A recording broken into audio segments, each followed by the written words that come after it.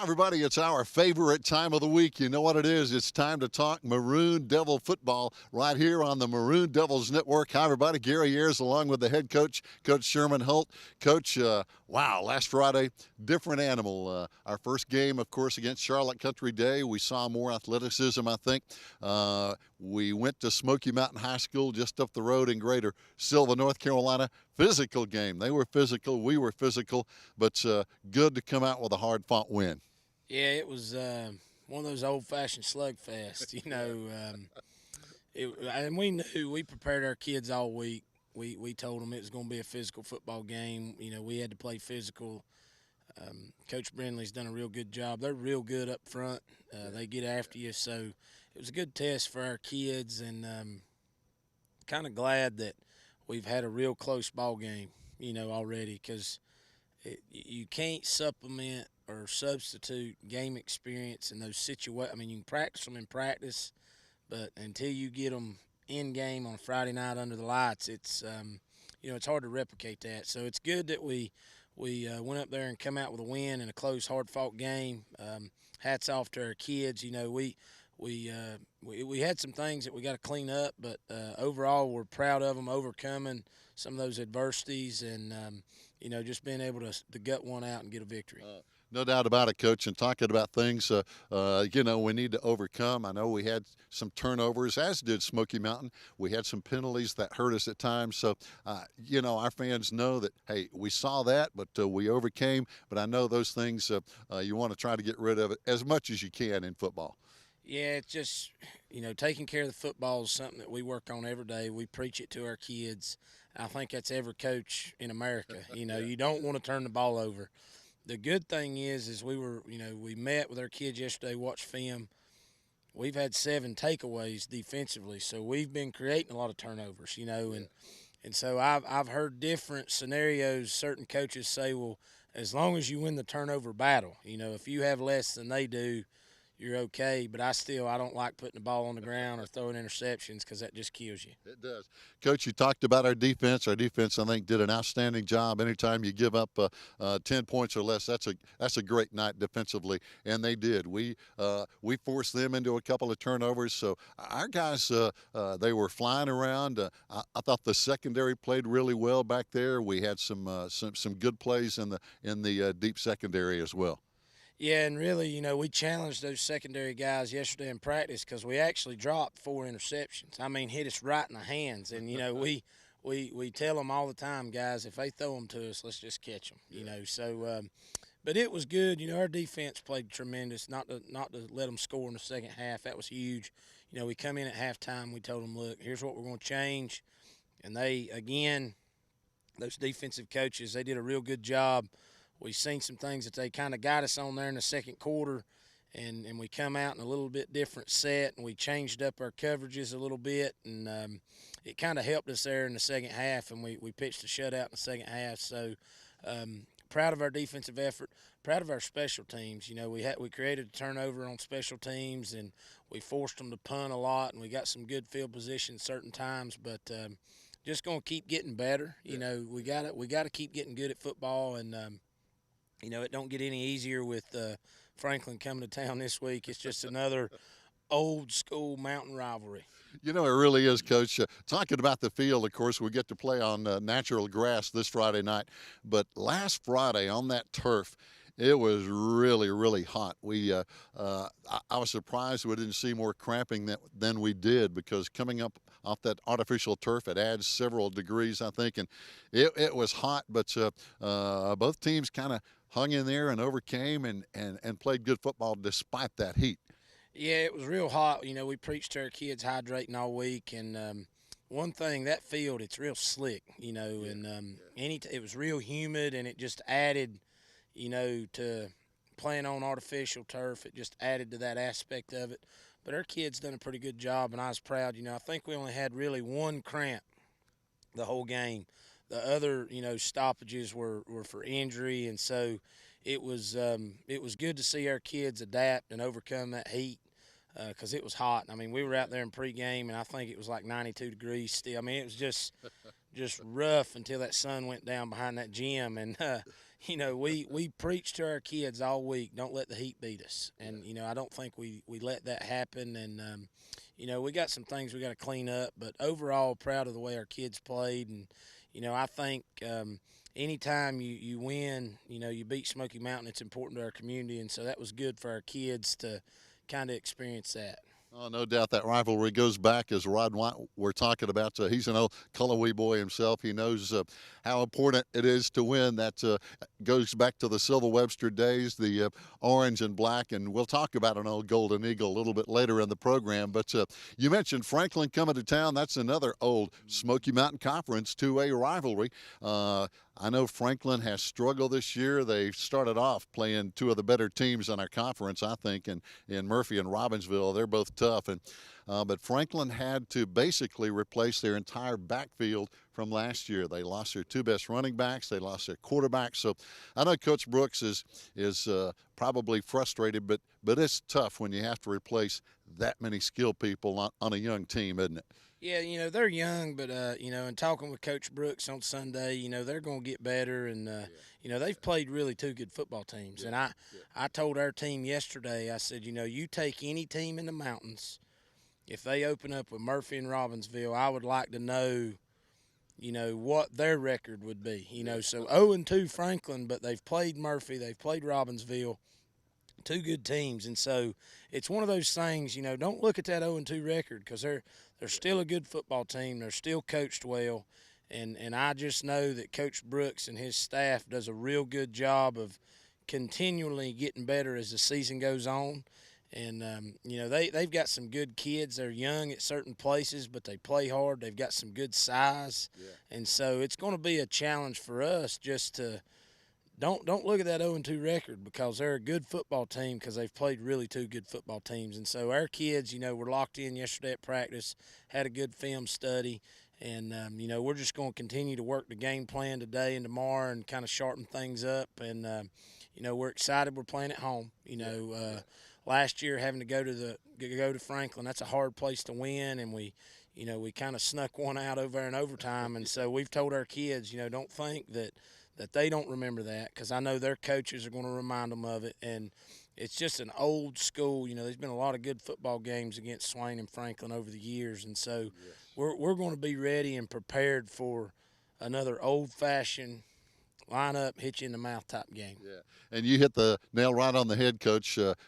Probably the strength of this Franklin football team, as they do improve, are the guys in the trenches. They have some good linemen back from last year, so I'm sure our guys are going to have to really play tough to establish that dominance at the line of scrimmage.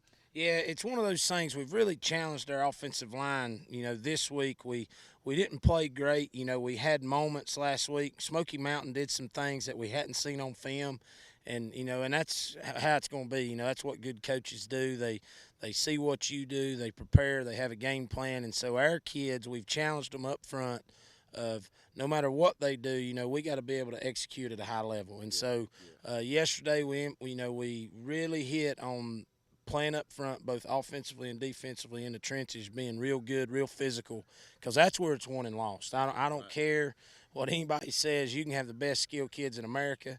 If you're not good up front, offensive and defensive line, you're going to struggle. And so we're putting a big emphasis on that. Coach, I couldn't agree more. One thing we want to talk about too is every week we've talked about this some people have really helped the football team providing food and feeding these guys. And if you're a sports fan, if you're a football fan, you know how important nutrition is. It's very important. So I know this week you probably have some folks you want to talk about. Yeah, we, BP, the local market, they feed us spaghetti on Tuesdays after practice, so we appreciate that every week. They do a tremendous job. And then some local churches, United Methodist fed us last week in Whittier. I think it's Victory Baptist this week feeding us. And then on Thursday, I think we again go to CJ's for taco night. And so just want to thank those people. Those businesses. I also want to thank our cafeteria staff. They do a good job. They give us a snack every day after weightlifting, and so once we got back in school last week, that started. So we really want to thank them ladies down there because they do a good job of just giving us something for our kids to eat right before we go to practice. No doubt. Talking about the old Civil Webster Golden Eagle, and he would appreciate this. We're talking about our own Coach Boyce Dietz. His name is right over there on the field. He was inducted into the North Carolina High School Athletic Association Hall of Fame just a few days ago. Of course, he knows those old Smoky Mountain rivalries, Swain and Silva. Back then, Cullowhee was involved in that a little bit. Franklin Murphy, we could go on. But we're going to be honoring Coach Dietz this Friday night. He's going to be setting up, from what I've been told, over in the Hall of Fame building so people can come and visit with him and chat with him and talk to him. And I couldn't think of a better person to pay honor to. Yeah, Coach Dietz, he's done a lot of things for our community and our county, and whether it be coaching here for 20 years and having the career he had here, and the state championships and the conference championships and the over 200 wins, and so we want to just show our gratitude for that. And we talked about it a couple weeks ago, him getting inducted, and this is just a good way for people that wasn't able to come to Cary and celebrate him on that night to come and pay their respects to him and get to catch up. And hopefully a bunch of people will come out and pack the house, because that's always good when you have that home field advantage. And but it's always good to, Coach Dietz, he comes to practice once or twice a week, talks to the kids, and he's just so good at being able to still encourage and motivate young people. And at the age that he's at, he's not old, but he's getting up there in years. We won't say how old he is, but he has still got it, and that's the thing. And when he shows up to practice, our kids, they kind of kick it into overdrive because they want to be sharp for him. And we talk about playing for our county and our school and our community, and playing for the guys that have laid foundational pieces in our program. And Coach Dietz, he had a big part of that, and in his teams in 20 years, they won a lot of ball games, and a lot of the expectations that we have today are because of him and those teams and those people that work with him. And so we're just thankful that we get to again show our respect and say thank you to him for what he's done for our school. Oh, no doubt. We look back, Coach, and we've had so many people. I know Pee Wee Jones is in the Hall of Fame. Coach Carol Wright had a great tenure here and was a great athlete here. Of course, we talk about Coach Dietz and Coach Rod White and Coach Sam Patilla, Coach Neil Blankenship. That tradition is something a lot of schools wish they had, but our Maroon Devils and Swain County High School, I think, very fortunate for those people who laid the bricks, so to speak, and this great tradition that we have.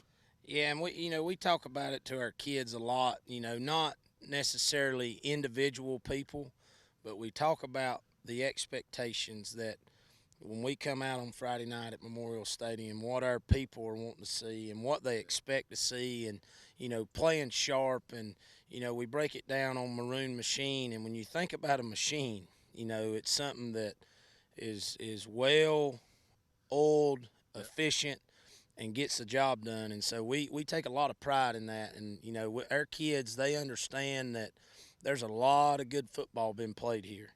And we kind of put that on our backs, and our kids, they want those expectations, because if you don't have that, it's hard to reach certain goals. Right. And so having the expectation of when the lights come on Friday night in Bryson City, you better be ready. And our kids have done a pretty good job of embracing that, because it's a lot. It's a lot of pressure.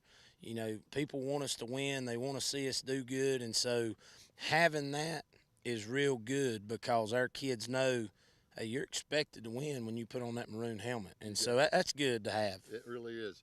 Fans, that's going to wrap it up on this week's Coaches Show. The tradition keeps on rolling. Our Maroon Devils 2-0 as we get ready to take on those Franklin Panthers from across Cowee Mountain in Macon County. We hope you're going to be right here. Kickoff coming up just around the corner right here on the Maroon Devils Network.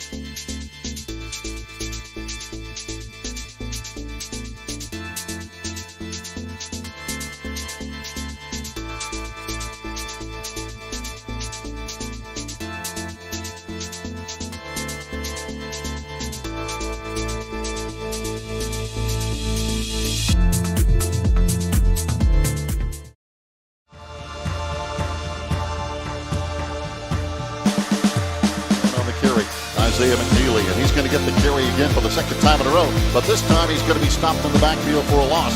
In there, yards to go. Quarterback in the gun, back to throw. Jones airs it out the other side of the field, double coverage, and it's going to be picked up at the 48-yard line. Bringing it back is going to be Reese Winchester. Two down territory right here, 3rd and 4th down. Yep. There we go. There goes Josh. This time he goes straight ahead, and he's close to a first down. Back for the Maroon Devils, first down at the 23, and we run it to the right side. Here comes another great run by Josh Collins on the goal line right now for the snap. He gets a high snap. Now he airs it out again. It's going to be up for grabs. Going to be a jump ball, and there's Josiah with the jump ball down the right sideline.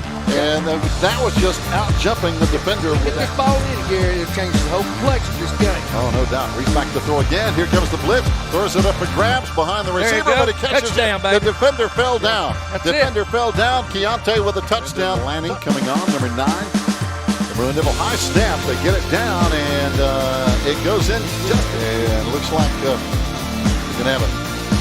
Got to be a good kick up the middle. Yeah, don't lose your feet. At the 35, at the 40. Oh, Mustang ball. We got the ball. Maroon Devils have it at the 44. We got the football. Yes, sir. Left side. Reese looking that way, fires it out here. And the receiver is going to throw it down the field, wide open, still well, down inside the 5-yard line. First down and goal, Maroon Devils. Hand in the eye. Look for him to get the football, too. There he goes. Coming to the edge. And he's in. He's in. Touchdown, going in, standing up. And the Maroon Devils have taken the lead for the first time tonight, Coach. Get our mojo back. That's it. Here comes Jones. Running back. Hands off to McNeely. Good stop on the line of scrimmage. And the other brother there. 4th down. All right, he gets same play. Same play on top. He's going to be stopped for a 4-yard loss. What a great play. Inside again. There it goes. There it is again. There goes Josh again. Josh in the secondary. That's it. He's breaking tackles, and he's still going down to the 37-yard line. That's a pickup of about 15 yards. And what's high formation. Reese turns. Hands off. It's going to be Glaspie left side. Got the first down. Inside the 25. There we go. He's up there. Looks like dive to the weak side. There it is. There goes Reese. On the option, Reese down inside the 15. Knocked out of bounds, but I think he got a first down. Back to with them. Throw it straight up field. Oh, it's intercepted. Hang on. Get down with it. Cody's got it. Down the left side. He's got room to run. You are. Hello again, everybody. It's Toby Burrell along with Cody White tonight, live from Swain County Memorial Stadium, Boyce Dietz Field, for tonight's game against the Franklin Panthers and our Swain High Maroon Devils. And, Cody, it should be a dandy. It's one of those old-fashioned Smoky Mountain 2A battles. It most certainly is. You know, it seems like Franklin struggled with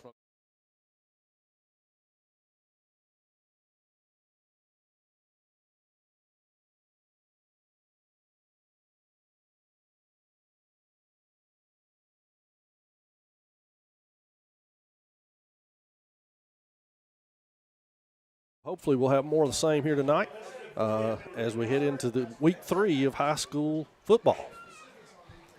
And normally you would have Gary Ayers with you. Gary is on the road tonight. He is on his way to Arkansas. That's correct. I think that Western Carolina University has their opener against Arkansas this Saturday.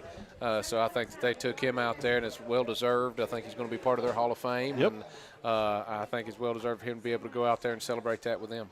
So big night for us. We'll do our best to fill in for the Hall of Fame crew and bring you all the Maroon Devils action here as the band gets ready for the team to come out on the field. And, you know, last week the Maroon Devils with a strong defensive performance, Cody, and I know the one thing I want to ask you about going into tonight, and as the weather cools off a little bit, but it's been awfully hot during the day. It was awful hot last week. What kind of issues does that bring to the table if you're a running back carrying the football? For carrying the football, a lot of people don't realize is there's some condensation that gets onto the field around about halftime, right around the second quarter, halftime. The heat.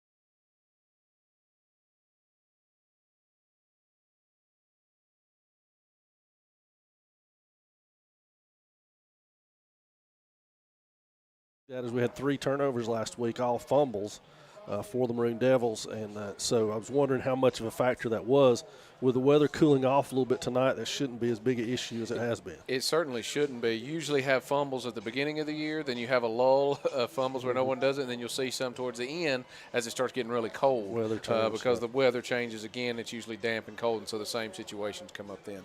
Well, what we saw last week out of the Maroon Devils is offensive performance that held their own against a tough Mustang defense. They were able to move the ball when they needed to and put some points on the board. And we would say that the Mustangs' points came off of 2 Maroon Devil turnovers, fumbles in our own territory. Absolutely. I think that the game could have been a whole lot different than what it was had we not fumbled the football within our own territory. You're basically giving them at that point the 6 points on every time. So hopefully we'll be able to hang on to the football here and capitalize on some things. The defense is playing very, very well, very strong.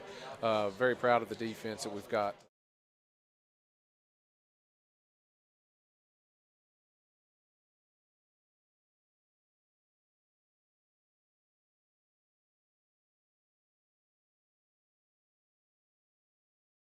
I was defensive coordinator since taking over at the beginning of this season, and the first night out, Charlotte Country Day, a shutout, and then last week 10 points, and you have to, again, put an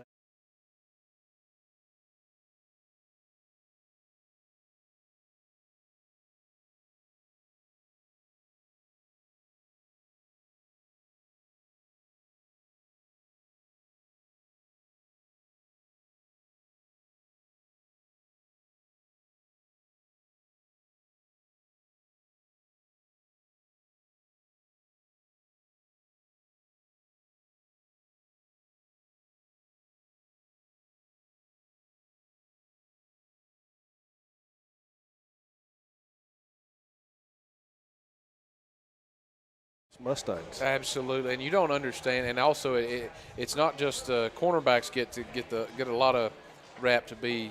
Can you cover the pass? Can you cover the pass? Can you cover the pass?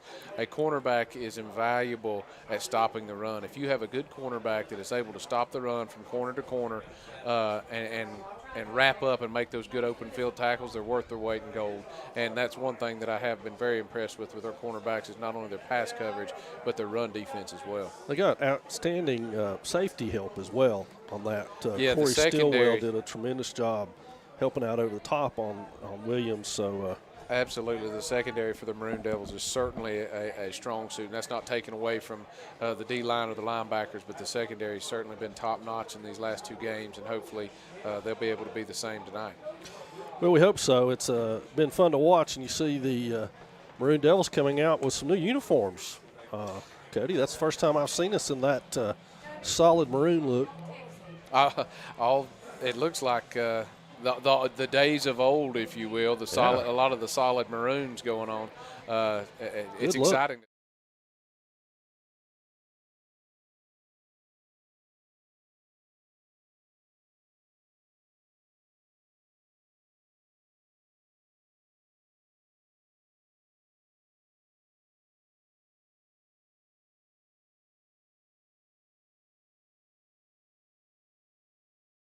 Collins and Josiah Glaspie, Reese Winchester, and Cameron George for the Devils, and Franklin's guys are gathering on the other sideline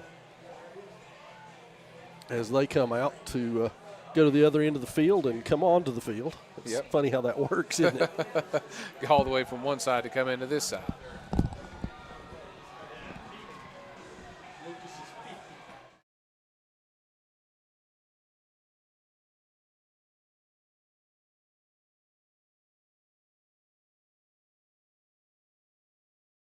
When you watch us, on the other side, number 2 is Ashton Shope. I didn't catch that other number. 57. 57. That's Jacob Gibson. And 47. 47 is Gabe Nickerson. And number 30, Addix Sutton.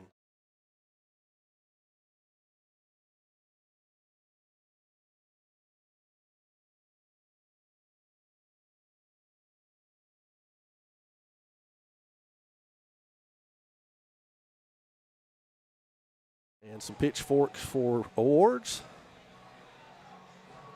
Gotta love to cover your helmets and pitchforks. That's Absolutely. That's what you want to try to do. Wrap it all the way around. You'll lose a couple of them sometimes. So if you're playing hard enough, some of them.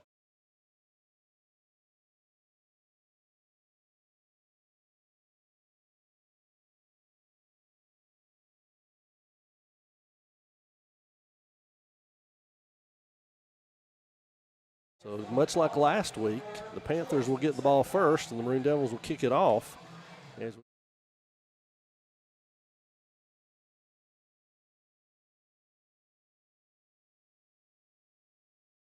that we can put a Panther defense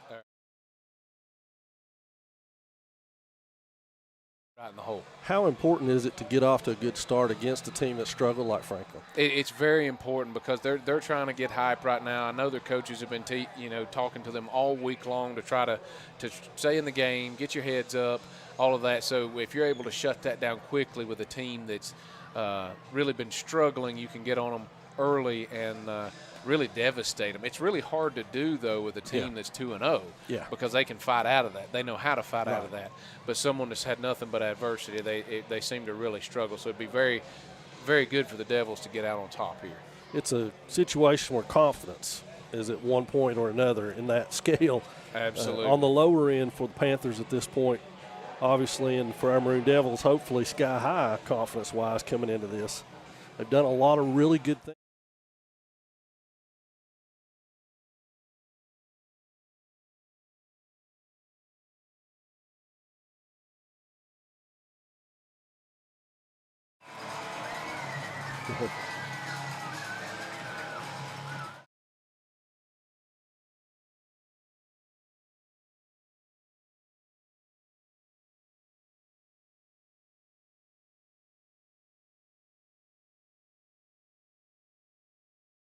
We've got a special presentation as Coach Dietz is in the house tonight.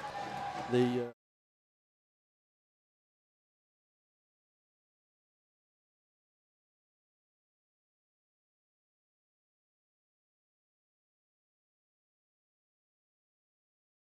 Riggs is the gentleman who led us out on the field there. Great job by Nolan. I tell you what, there's nobody.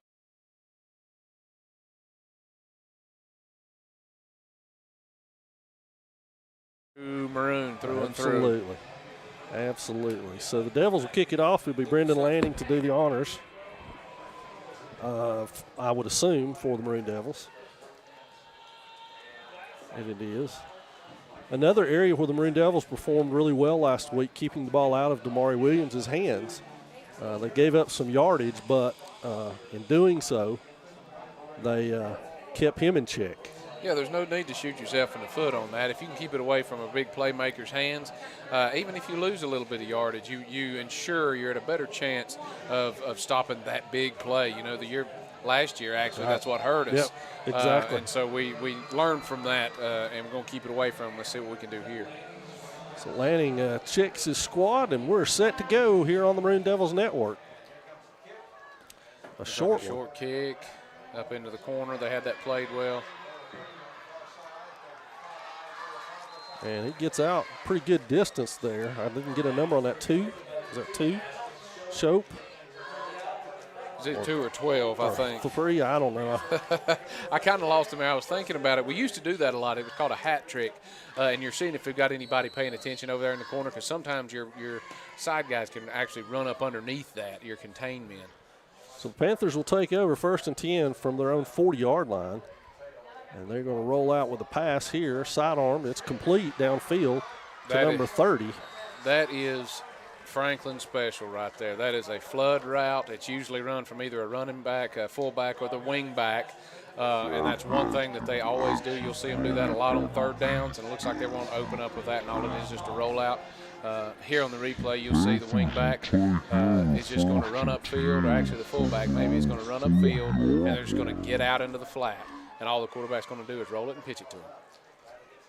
So Bradley is the quarterback. He hands it off there to Eli Brown. That's a great job.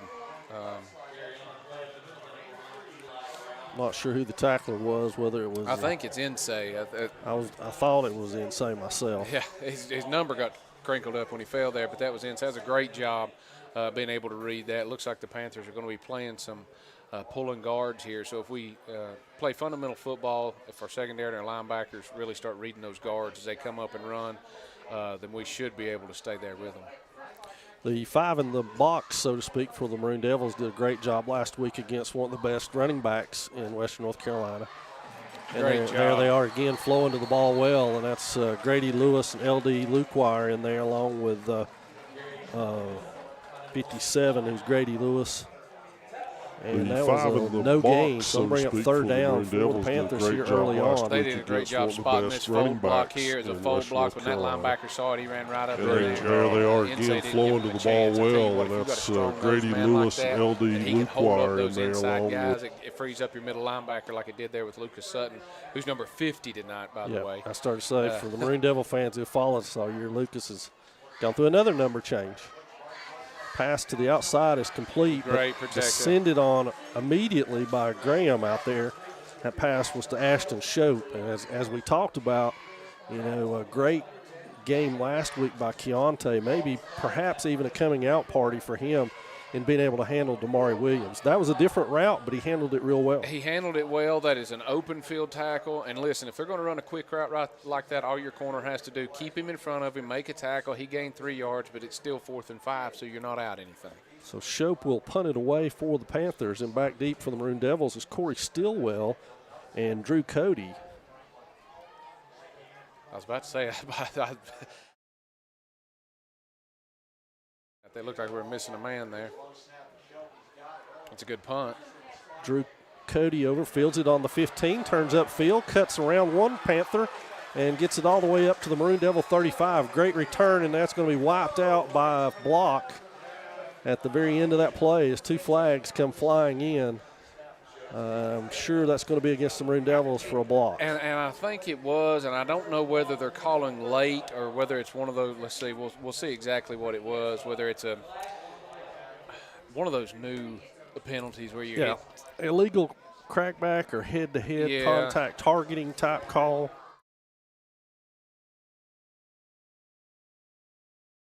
When I played, so I believe that's going to be a 15-yard variety. Which it is. Nullify the Cody return and put the Devils back on the 20-yard line to start their first drive of the night. Well, I tell you what, though, our momentum and just watching how much we're pushing upfield on defense there, we've got Franklin already on their heels. We don't need to make any more penalty errors like that to get the momentum to switch, but we are definitely putting them back, and if we continue to do that, I expect to see a score here pretty quick. We just got to hang on to the football.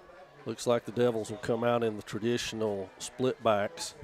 They've run several different variations, all trying to get to the same spot. There's a dive right away and straight ahead.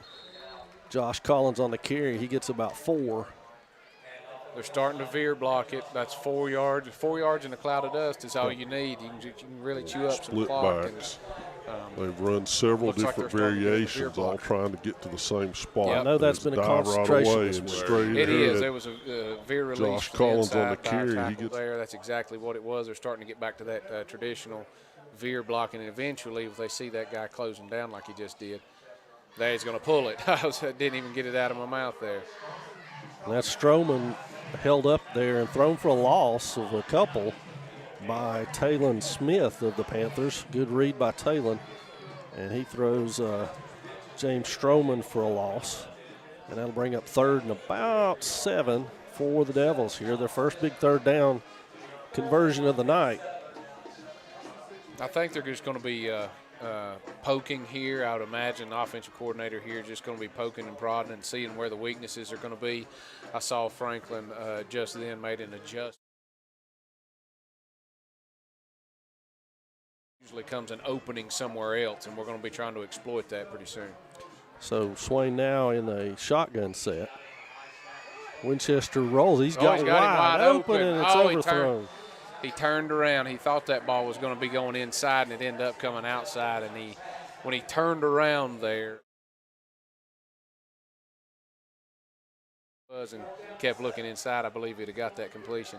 That was intended for Keontae somewhere else, and we're going to be trying to exploit that. Collins will be on the punt. So Swain now in a shotgun set. Panthers is wide.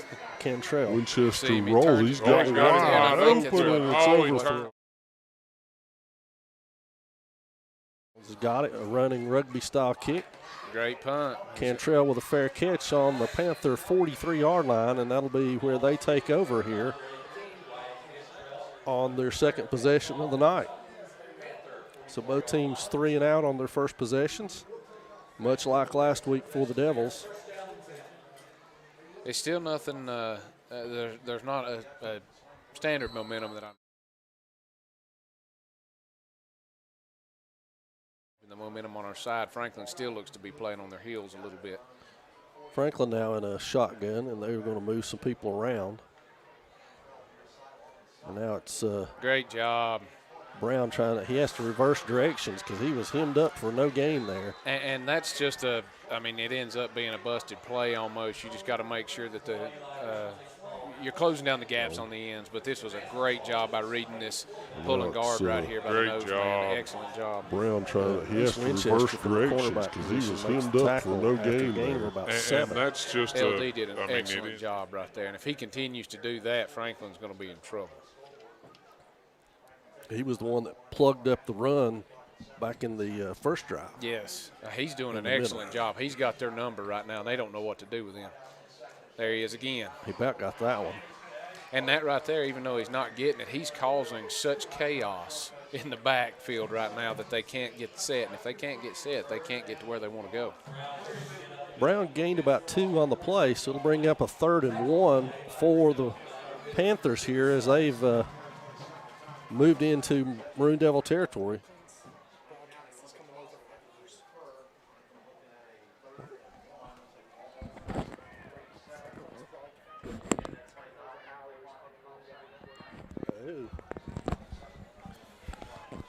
So 3rd and 1 for the Panthers. Fullback run. He's going to plow ahead for a first down. Lucas Sutton and Skeet Cook on the tackle there.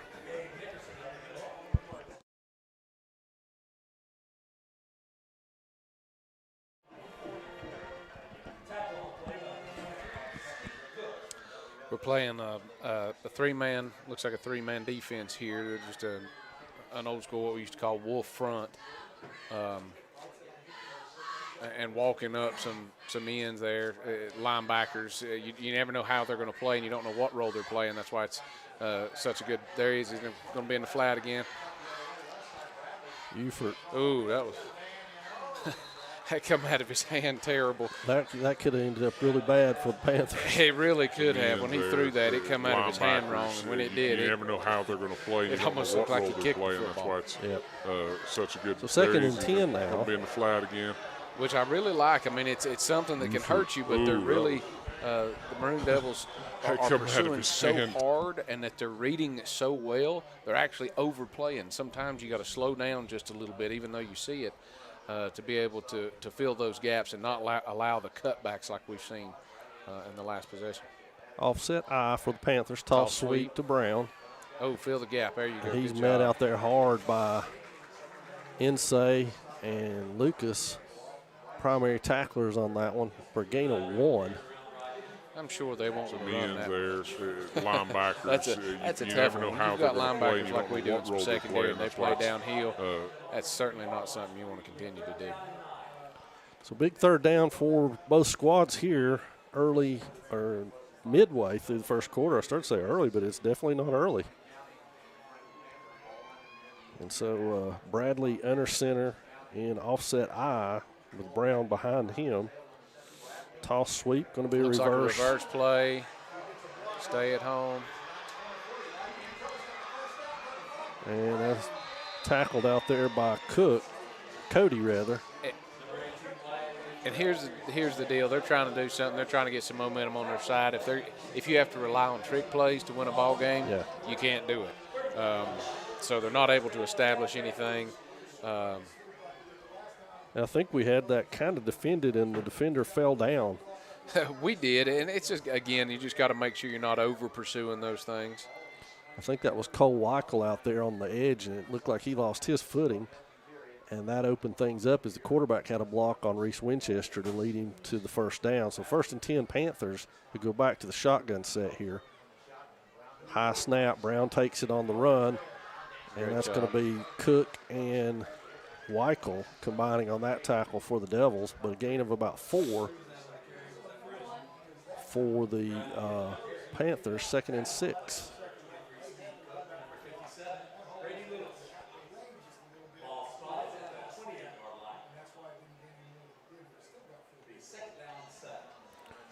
So 2nd and 7.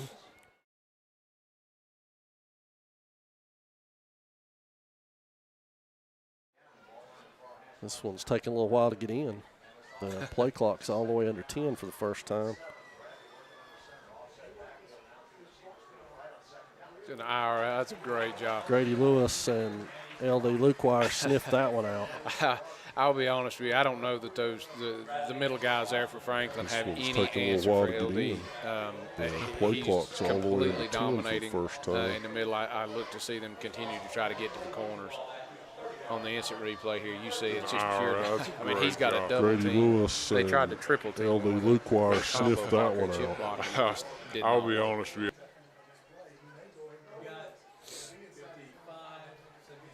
That kind of front domination is going to force Franklin. I keep wanting to call him Andrews. They look like They Andrews. look a little bit like Andrews.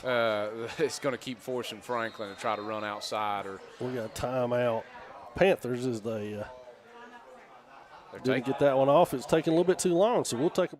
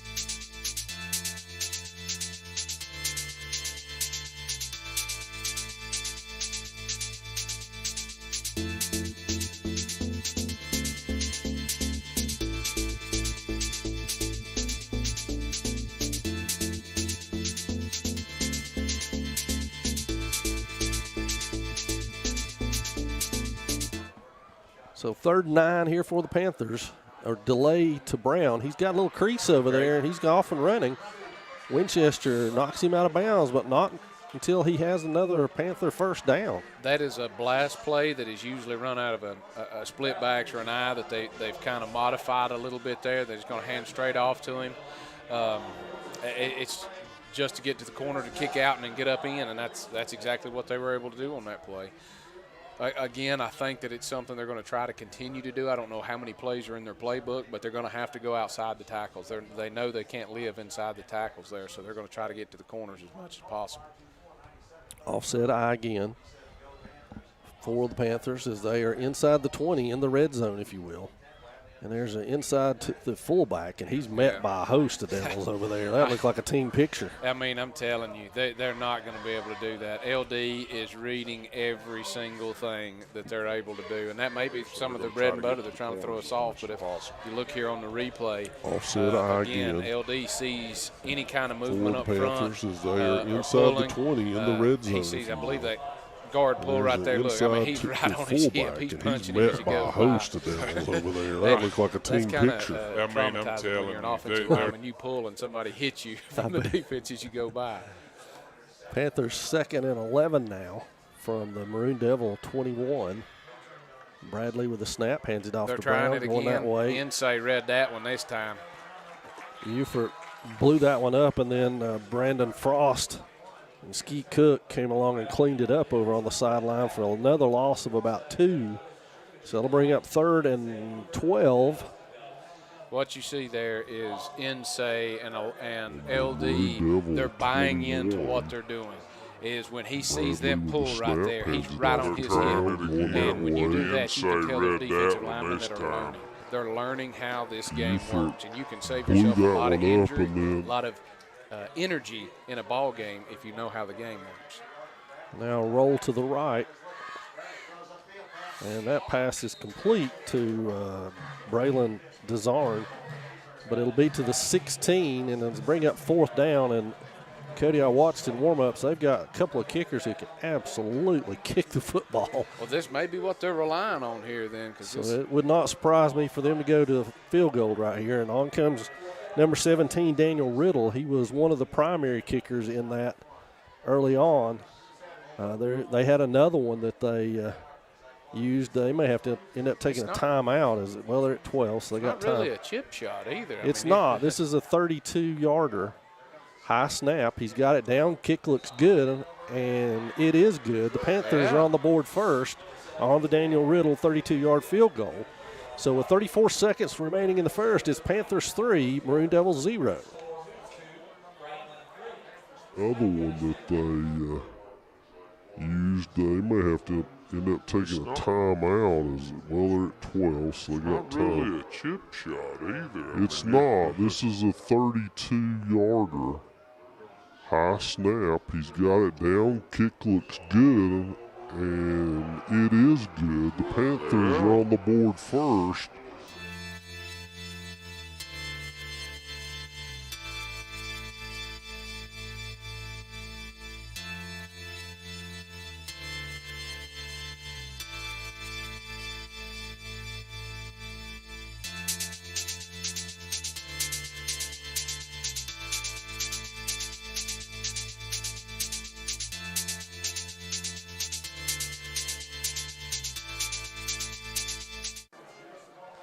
So the Panthers will kick it off. They're going to use a different kicker. Will Sinclair will do the duties on the kickoff.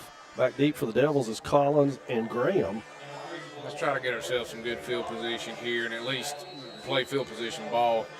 A good kick return can really help you out. I don't know if we're even going to be able to return that one. All the way back to the end zone. He caught it on the one. So he's got a lane. If he gets in it, there he is.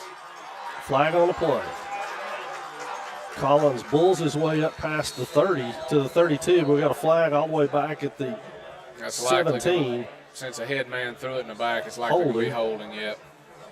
Holding or blocking the back. All the way back Devils. to the end zone. He caught it on the one, so he's got a line. I don't know why they threw a flag on that one, but it's if your hands get in front of them, you should be fine. But I know that they've been Collins bulls his way up past. They've been kind of strict on some of that and a little bit in the last couple of weeks. Couldn't see exactly if that was the call he was looking for or not, but he threw the flag right in the general area. But it's going to bring up 1st and 10. Let's see how far that's a spot foul. So 2 consecutive kickoffs for the Maroon Devils. That penalty has given them abysmal field position, to say the least. Terrible. And those are even all worse because I was saying it's a spot foul. So now you don't even take the ball back. You take it from back where it occurred, which really hurts there. So it will be under center, traditional split back look for the Maroon Devils. They're going to the opposite side. It's Stroman on the carry. Picks his way up across the 10. On that, he actually outran his blocks almost. You kind of have to know what's going to happen there when you're a running back, fullback, or tailback, either one, and you've got 2 offensive linemen pulling in front of you. You kind of have to widen out with him. He's a little bit close there, and he almost outruns one of them there. So he's going to have to pause just a little bit more and let them get out there. Let the big horses get out in front of you. To move people out of your way. Well, that's going to do us for one period of play. It's Panthers 3, Maroon Devils 0. We'll be back with the second quarter.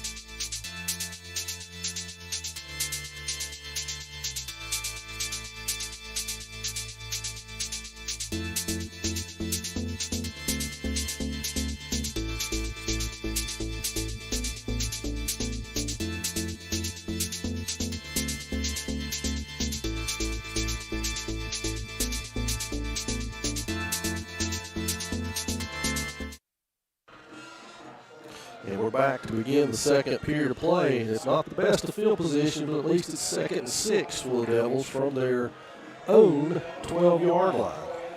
88 more yards to go. It's not the best place to be in, but a couple of big plays can really get you good field position. Hopefully we're looking for that Stroman and Collins in the split back veer backfield. A wing back there with them. And Winchester takes the snap. There we go. To Collins. He ducks his head inside, drives for a couple more yards, gets up across the 15. We had that blocked really, really well, and it could be just that Franklin played really well in getting off the block.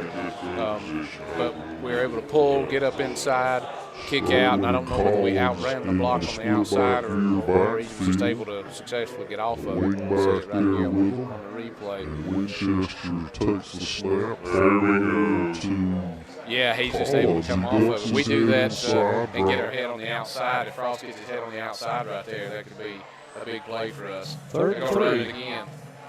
There he goes, outside.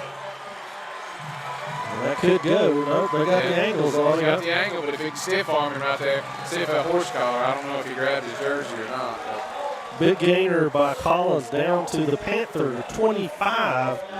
And the key block on that was thrown by Insay Ufort, number 59. It's a great job, and it's exactly what needed to happen. If they were able, they tried to kick him out on the play just before that, but I think on this one he actually did a reach block on him. Let's see. No, there's a kick out in Frost. No, that's a play before there. Collins. He ducks his head inside. Well, it was a 60-yard gain by Collins on the play. It sets the Maroon Devils up in beautiful position now in Panther territory, 1st and 10 from the 25. And back to the same play. Stroman takes it to the other side. Side steps outside, gets outside on the edge. Now cuts back outside. Excellent running. Touchdown. I tell you what, from last week to this week, with some of our blocking has increased significantly. We are getting the blocks we need. Great outside blocking there. Keeping your hands off of it, not grabbing the jersey. Excellent running, too. That was good cuts. Yeah, that right there. To set up the blocks by Stroman. This could really be a difference maker as the season progresses, as you continue to hone those skills on pull blocking, fold blocking, and continuing to run an old school kind of veer look. And that was good, so that'll give the Maroon Devils a 7-3 lead as we just started the second period of play. We'll be back.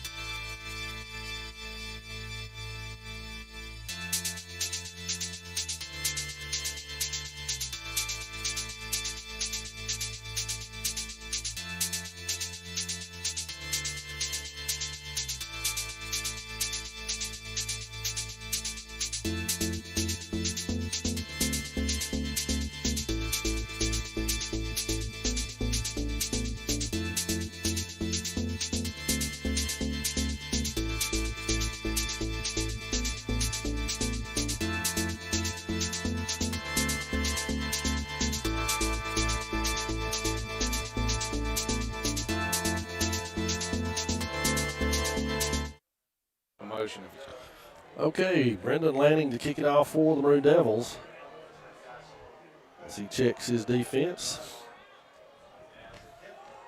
Good high kickoff to the 20 to the up back, number 30. It's a fullback. He cuts all the way across field. We got him contained if we'll just hang on. There we go. Good job. Good job by James Arch getting over there into that. Also on the play, Sutton. And Phoenix Hull looks like he was in on that tackle as well over on the Panther sideline. He caught it on the 20, got up to the 27. It ran a long way for 7 yards. He ran about 40 yards Yeah. to get 7. And now we got Bradley back under center, and the Panthers go to their offset I with Brown in the backfield. Toss sweep to Brown. There's a host of Maroon over there. That was Collins in on the initial tackle at the outside. Linebacker Lucas Sutton over there as well. And no surprise here, but Insay Ufort and L.D. Luquire also in on that tackle. That was the exact play that I said they better not run too many times or they're going to get hurt. And you saw it again. Our linebackers are playing way really good downhill. I think that is a staple of the Panther offense, no matter what set they're in, is to try to get their tailback on the outside. Bradley with a quick pass out here. It's a little outside. Winchester had that read pretty well, and had it been thrown a little bit more forward, I think he may have jumped that. Yeah, that was it's an interesting play call because usually the wide receiver is either going to come out or I don't know whether they had a miscommunication on a stop route and was supposed to be running one or the other. But, yeah, if they do it again, maybe he'll pick it off. I think the quarterback saw Reese break on it and threw it intentionally where it couldn't be intercepted. Maybe so. So the Panthers line here 3rd and 11 for them, and still in the spread set. Bradley drops straight back to pass. Pressure from the outside by Skeet Cook, thrown away. Nobody on that side of the field for the Panthers, and it will be 4th down. I thought something had happened. We'd blown the coverage somewhere, and I looked. I thought, oh, my goodness, where's the player at? Nope, he just threw it away. Yep. It's a good call by him. Hopefully now that we've got this kind of field position, I know that the punter's got a pretty good foot on it. But maybe we'll still be able to get a good return on this. We had an excellent potential at return last time, absent the penalty, so maybe we can put it together again. We got folks running on the field, off the field, all sorts of stuff. Here's the kick. It's away, and it's short. He'll pick it up right there and run with it. Cody's going to let it bounce. Now picks it up on the 35, sprints to the outside, moves back inside, and gains a couple more yards falling forward. So he'll set the Maroon Devils up with field position on their 43-yard line. Looks like we have a Panther. I think we have an injured Franklin Panther. Lucas Ammons, I believe that's who that may be. He went down immediately, and yeah, it is. As they check on him, we'll take a break from the action. We'll be back.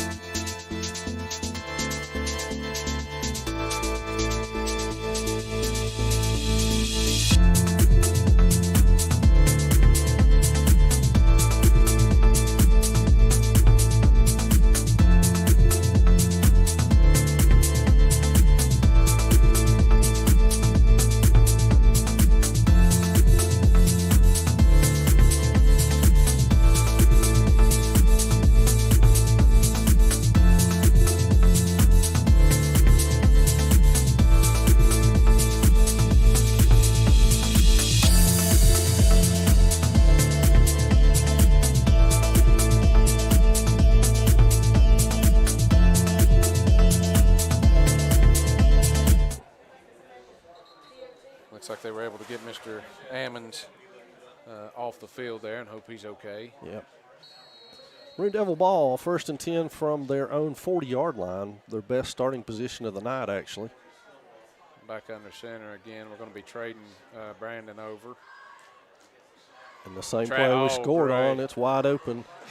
He hit it too hard again. Going to have to wait just a little bit. And I hate to say it because we gained almost 10 yards on that play, a gain of 9. But if he waits just a little bit longer before he gets up in there and let those big boys get out in front of him, he's got a whole lot of more running room ahead of him. We should let you know we're having audio difficulties on our instant replay, but we're working to fix it. So keep letting us know, folks, if it's not coming over right, and we'll do our best to fix it. Split back. Traded Mr. Frost over again. Same play. Run it back to this side. Collins with a slip step gets out of it. Now he's down to the 20, inside the 20 to the 15. Great job. And pushed out of bounds at the 10-yard line, 11-yard line for Collins.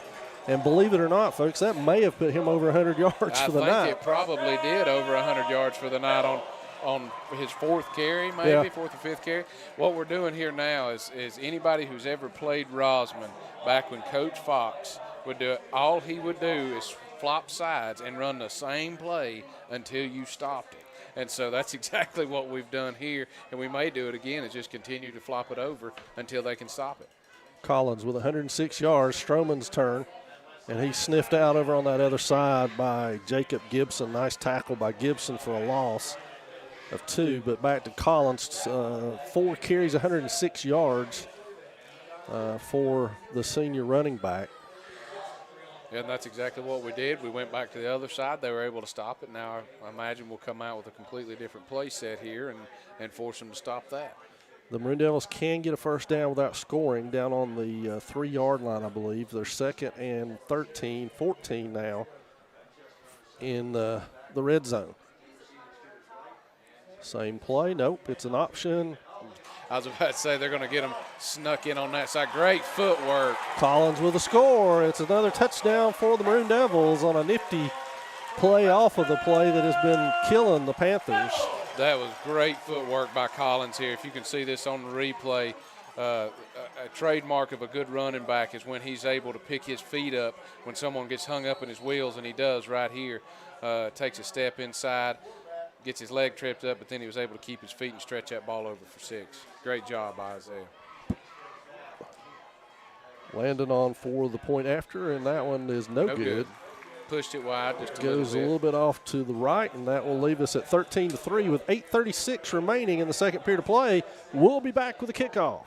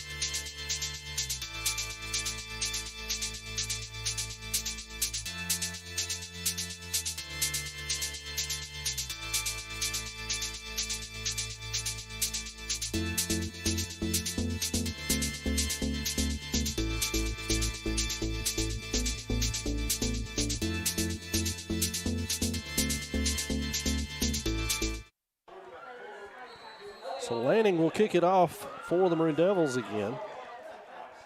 And the Panthers are set to return it. So far, Brendan has aimed for the 20-yard line. Each kick, this one's a little bit further back, fielded on the 14, and he goes to the outside. He's got some room over here. Oh. And he's pushed out of bounds by, looks like Mason Cochran is the Maroon Devil who pushed him out of bounds, but not before the return gets him up to the 42-yard line of the Panthers, so they get some good field position to start their drive here. And that's what you got to worry about. Sometimes you can kick it too straight and it gets to the receiving man too fast, and your people don't have a chance to get down there, so kicking it high and even short sometimes can be more beneficial. So Bradley is in the shotgun now with Brown flanked to his right. And this fake to Brown. Bradley rolls out, finds his man. There's that same play they opened up with, and they'll go back to that because it's a comfort play for them. It's like a child's blanket. They're always going to go for that when they just need a first down or need a play to get some confidence back in their players. That was Carl Cook on the reception from Bradley. He gained 11 on the play. Panthers into Maroon Devil territory, 1st and 10. We're fast approaching 8 minutes before halftime. Remember to stick around during halftime as we'll have special recognition of Coach Boyce Dietz. And the Maroon Devil band will be performing as well. And there's Eli Brown, who's going to beg somebody to stop calling that play. I don't tell you, if there's anybody that's going to stop calling it, he's going to be telling them, please don't do that anymore. I'm tired of seeing LD Luke Wire and Insay in my face on every play. But that's and it was a great job by Lucas, too. Lucas came in there. He saw those pulling guards. He just stepped in front of one there. He would have been the one to make the play. Grady Lewis with the tackle. And now it's 2nd and 12 or 13 for the Panthers. That kind of discipline on pulling guards and being able to see that by linebackers and defensive linemen is going to come real handy when we play Robbinsville and Murphy. So Bradley rolls to his left now. Has a couple of different levels and finds Cook again. Throwing off his back foot, sidearm, and he's got Cook at the sticks. I believe it's enough, and it is, for a Panther first down on the Maroon Devil 37-yard line. And we had that covered really well. He was just able to get behind the linebacker there, Lucas, and the quarterback was able to deliver it behind him. That's not anything that I would be worried about, and I'm sure Napier's not that concerned. Our linebackers dropped into coverage exactly the way they were supposed to. That was just a good throw and catch. It was a flood. They had more people over there. And it's probably the very pass that his coaches yelled at him time and time again not to throw. Not to throw, but he's going to do it anyway because it's all they got. And they are going to give Brown a break. They give it to Attic Sutton this time on the same play. Sutton plunges ahead for a couple of yards, yard or two there before Sutton and Lewis corralled him again. Very active front three, and the two linebackers included in that front five. They're tired. Franklin's real tired right now. Last week, the Maroon Devil front five that we just spoke of did an excellent job of handling the run by themselves. Yes, and that you can see that tonight. When your defensive linemen and linebackers are the ones making the plays, then that's where you know you're being successful on defense. And Sutton, Attic Sutton, plunges ahead. Inside Ufert on the tackle along with Lucas Sutton. And he gained 3 or 4, and we said during the break a minute ago the Panthers have had more plays than us, but they're averaging about 3 yards per play, and we're averaging about 14 per play. You can see that again. We're reading that, reading the guards pulling, tackles pulling, and we're just getting out in front of them and beating them off the ball. When your defensive line can wear offensive linemen out like that by beating them off the ball, punching them, jamming them, and holding them there, it's debilitating for an offensive lineman. I think we've got timeout for the Panthers to talk things over here. 5:21 remaining in the first half. We'll be back.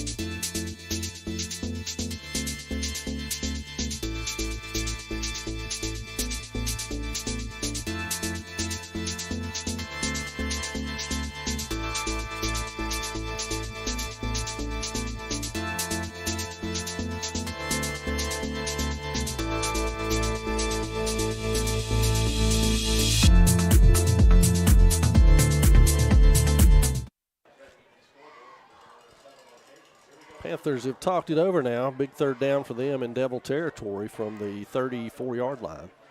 Bradley drops back, looks at Brown, throws it over his head, and is that incomplete and there's a flag on the play. That's going to cost the Maroon Devils again. Yeah, it will. It certainly will. And I don't know what Lucas saw, whether he saw him catch it or miss the ball or what. But he was coming upfield and made the hit. Let's see what the call is going to be. That's going to be an automatic first down. I don't know if it's an unsportsmanlike. Personal foul.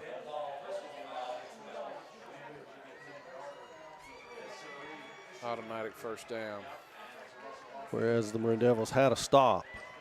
And sometimes, I mean, you play with intensity. You want to get in there. You're trying to make a statement, but you gotta be able to throttle down every now and again, knowing where it's at, and then use it in appropriate times. And maybe Lucas didn't see him drop the ball there and was just going to make a tackle. But either way, it's a costly penalty for the Devils.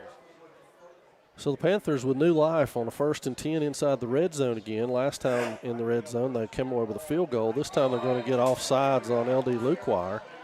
And so they'll have a 1st and 5 from the Devils' 15 on penalties. Check that, they'll be the 14.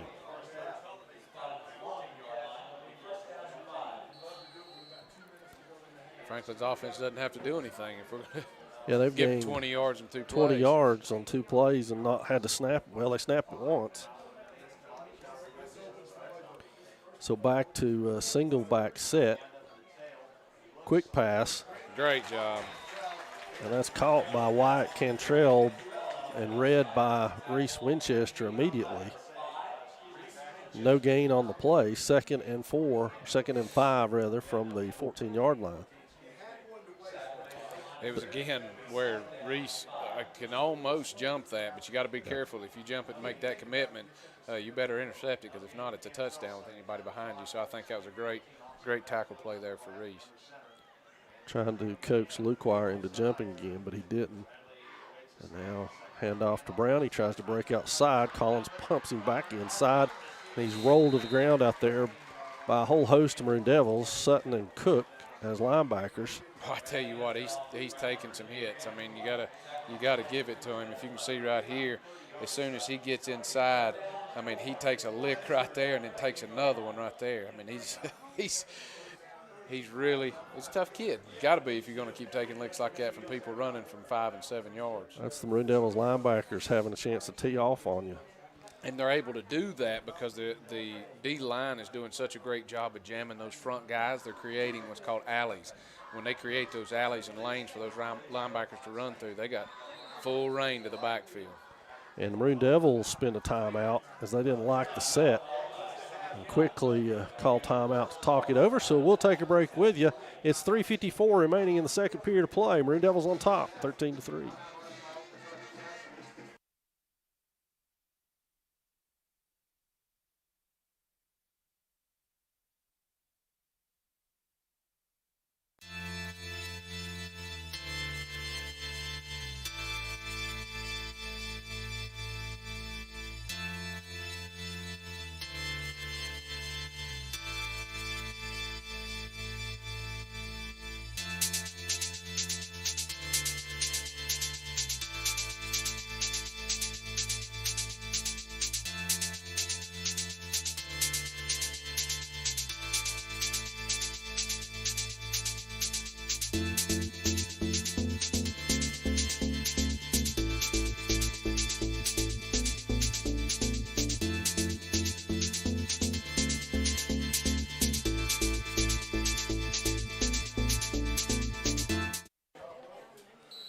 Huge third down right here for the Panthers, Cody, as they really need some points on the board, and they have gained nothing on the first 2 downs. Still 3rd and 5, maybe a long 4. So Bradley backs up, looks to the corner, throws it. It's caught at the sticks. Is it enough for the first down? It's an incompletion. Oh, incomplete. He dropped it. That was a first down route. He was just going to try to run and then do a little curl back to the sticks there, but the important part of that, you gotta catch the football.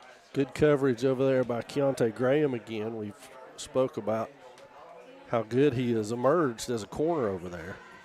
And now it will be Riddle again to attempt another field goal. He had plenty of leg last time, so he'd probably have it here if he can just keep it, hold it between the sticks. Bad snap, picked up nicely. The kick is away, and it is good. So Daniel Riddle again, 2 for 2 on the night. Scored all the Panther points so far. So 13-6 is your score, 3:44 before the half. We'll be back with your kickoff here in just a second.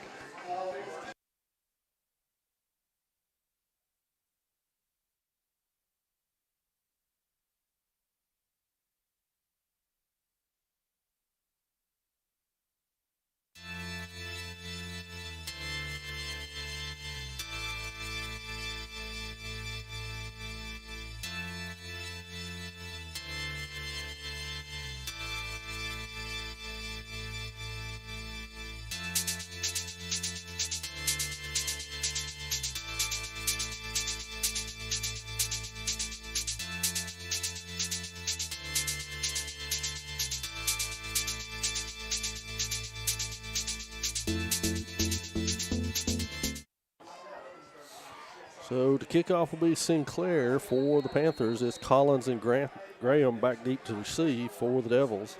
The way our offense went last time, we've got plenty of time to put one in the zone here. That's a great thought. Let it go out and then touchback. And so the Maroon Devils will get it at the 20 and have 80 yards to go. With 3:44 to do it and 2 timeouts remaining. Should be able to, for sure. 2 minute even though it's not 2 minutes. We're still put some plays together, maybe a couple of passing plays if we need to get out of bounds, save the clock. So we still have, I believe, 2 timeouts left. 2. So we do have some time-saving capability there, and just keep running the football. Hang on to it. Split back set that we've been in for most of this game other than third downs. Inside to Stroman. Double trap. Tries to step outside, brought down after about 3. Those plays can be really good. The difficulty in a counter double trap like that is very slow developing. And that's usually what ends up causing a problem. If you've got anybody on defense, and Franklin did there, that can read it and see that coming, they can cause enough chaos because it just develops so slowly. Well, you have to know that the Panthers coaching staff has talked adjustments already to that play after being gashed. It looks like we're fixing to run it again back to the other side. Nope, set up. Intercepted out there by Braylon Desarn, the Panthers, so field didn't even flip. Panthers take over on their own 49-yard line with 2:57 to play. I mean, that's a good idea at that point. I mean, you got somebody one-on-one, make your athletes make plays. Desarn did a great job there. He planted his foot, and he just caught it at the high point. Had a little bit more on that than Keontae would have been able to make a play. And you're letting your playmakers make plays, but it is costly, especially given the Panthers almost 3 minutes left to get into field goal range. It seems like that's all they have to do at this point. Well, they may be in field goal range the way that kid was kicking. He ain't got much. Traditional set, it's Mr. Brown again. Once Great again, job. he's looking at a team photo of the Maroon Devil defense. These linemen push him ahead for a gain of 1, but Mr. Brown's had a tough time of it. 12 carries now for about 24 yards. And they've been tough ones. That is tough. And I've been in those games where, you carry the ball double-digit times for barely any gain, and it's tough. It wears you out, and I know he's going to be wore out, and he's really going to be wore out after halftime after sitting there for a little while, and all those bumps and bruises and soreness start creeping to the surface. I'd imagine they'll go to one of the flood route plays like they did earlier, one of those safe plays, and they may do it right here and try to get to this wide side of the field. Oh, goodness gracious. He was coming. There we go. I was wondering if he was going to throw that. That's actually pass interference on the offense or holding. They may call that holding. I'm not sure what they'll call it, but if you're Coach Josh Brooks, that's way better than a pick six. I was about to say, I was like, I'll take that any day, and I'd coach my kid, don't you let him pick that ball off. And Reese, you can see him coming in the bottom of your screen on the replay. Watch him. He's coming. He knows what's coming. He knows I'm going to step around it. Yeah. They waved that penalty off. I would assume the only reason to waive that off was because the pass was behind the line of scrimmage, in which case you can't engage a block. I guess so. That's the only, and that very well could be. I mean, either way, it's a good move on Franklin. They didn't get a penalty and they saved a touchdown.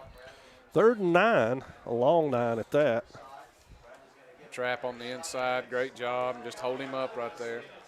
That's Attic Sutton on the carry. Josh Collins on the tackle. It'll be 4th and 8 for the Panthers. We're going to take a timeout here. We're going to make them make a decision. I almost guarantee they'll punt the ball right here to put it. Yeah, they've already sent Will Sinclair out to punt it, or at least to line up for it. We did call timeout, right? We did. Because I'm not sure Franklin got the memo on that. Yes, we did.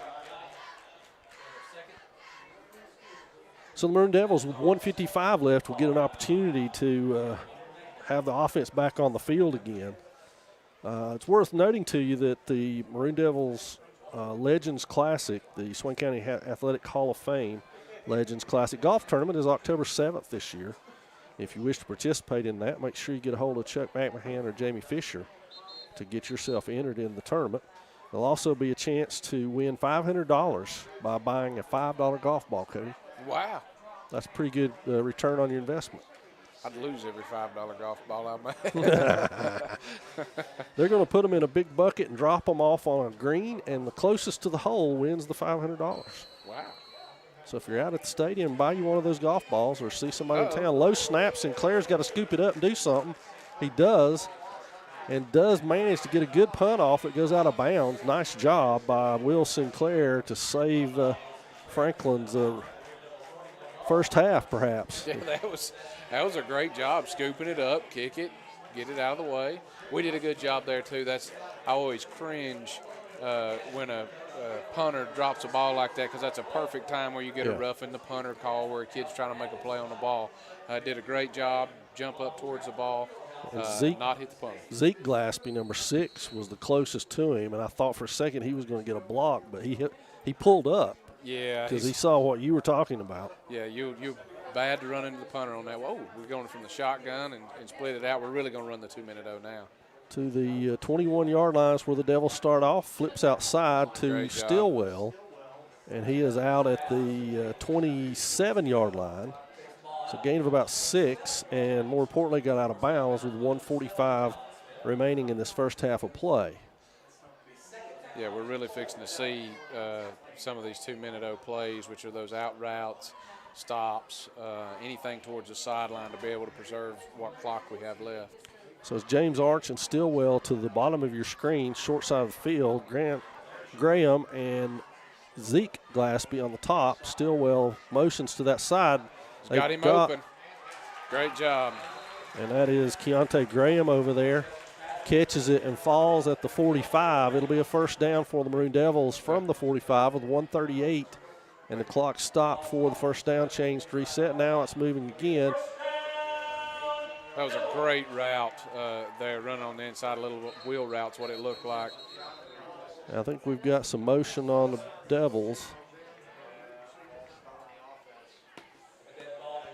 So 5-yard penalty for Swain. They will line it up and go again.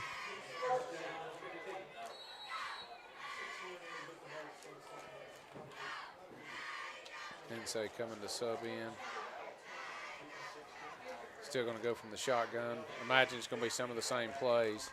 Glaspie in motion, now backs up. Now he's motioned on through to the wide side of the field. Trips on this side. Great throw. And out of bounds. He had him there. We're running little wheel routes, and it's only going to take 1 or 2 of those. It only takes 1, to be honest with you. Yeah. You get loose on a good pass right there, and you can really stick a dagger in somebody before halftime. That was intended for Arch, who had a couple of steps on his man. And now the Maroon Devils will face 2nd and 15 with 1 minute and 5 seconds left. They still have both of their timeouts, I believe, at this juncture. We're getting some good reps on throwing the ball, which is good, getting recent confidence back from last week and allowing him to make some of these plays. And when you can put the ball in his hand, he can do like this right here. He can run. And he scrambles out of bounds near midfield to the Maroon Devil 47-yard line. And that will bring up a 3rd down here, but downs are semi-irrelevant at this point. We're under a minute before the half. I imagine we'll be back in the gun again. It's the same. It's Stillwell and Arch to the bottom of your screen, Glaspie and Graham to the top. Collins is your setback. Collins to the middle of the field. Ooh. Flag on the play? Is that a flag? Yep, it is. I guess it is. I can't. It's right there on the 45. It's not a very vibrant flag. It's been used a lot. It has, which is, I don't know if that's a good thing or a bad thing. Holding on the Devils, but I'm pretty sure it'll be declined, and it is. It'll bring up 4th down, and it'll be interesting to see what Coach Sherman Holt elects to do right here with 4th and 8. 51 seconds left. Does he punt it and play field position battle here, or does he roll the dice and go for it?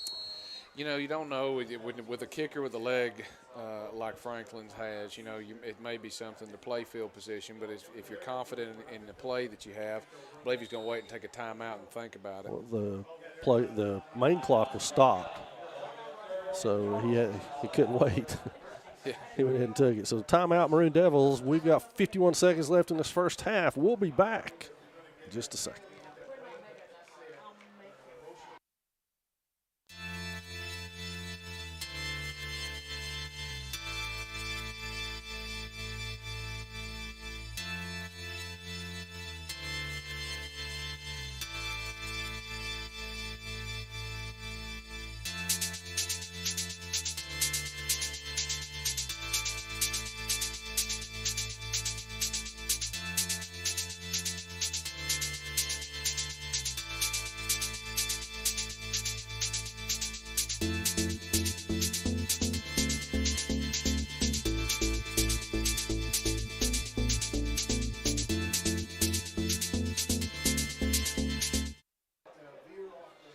So the Maroon Devils have talked about it, and now they will come out in an offensive set and look to appear to be going for it. They have Graham, Stillwell, Glaspie all set to the top of the screen. Nope, check that. Graham's down here. That's Arch at the top of your screen with one man out. They're going to try to get him one-on-one. And there's another holding call.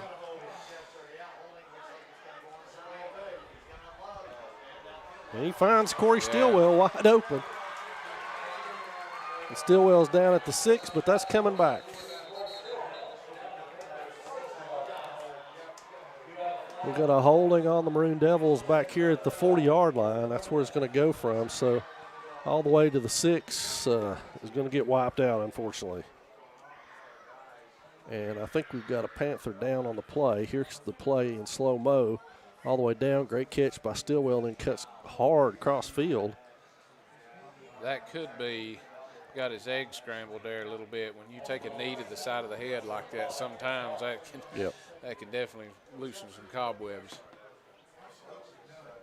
So back at the flag, we've got a holding, and that'll make it 4th and 20 some odd. And good thing, Wyatt Cantrell, the injured Panther, is up and coming off the field under his own power. That's always good to see. That is always good to see. That there's no injury. And let's see if we've got another timeout by the Maroon Devils. Coach Holt is pleading his case to the head official, so I'm assuming he took timeout. He may not have, though. We'll wait and see. Have we got a timeout or not? I wonder if he's trying to figure out where holding is a spot foul or if it and I guess he was just trying to figure that out. It moved back to the 38-yard line, 37-yard line. So essentially it was that's a 3-yard penalty. Yeah. Because the flag was on the 30. Now Josh Collins will be back to punt with 37 ticks left. And now we've got some issues with the play clock maybe. I don't know. The head official's over here. He's giving it the wine signal emphatically. There we go. And now everything is everything's running. Moving. Josh Collins is going to stand and wait until there's probably a second left before they snap this ball. Grady Lewis is the long snapper here.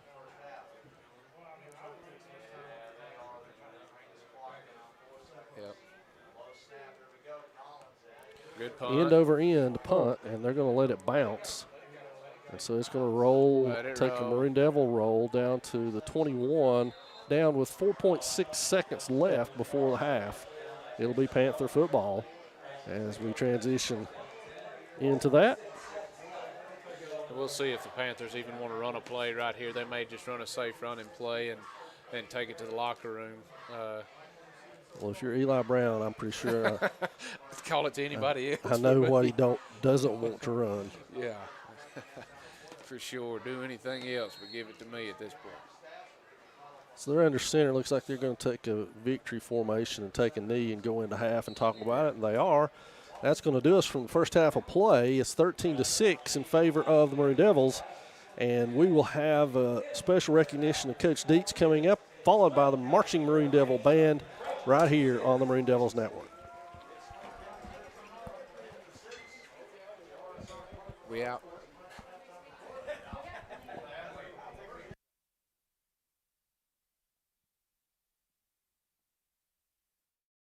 Hello viewers, my name is Audrey Zelinka and I'm one of your student correspondents with the Maroon Devils Network. This channel was created in 2014 and since then we've had over 430,000 views, but more than 75% of those have been non-subscribers. Right now our channel has a little over 2,400 subscribers, but we want to reach a goal of 5,000. To help us do this, you can like, subscribe, and share our videos.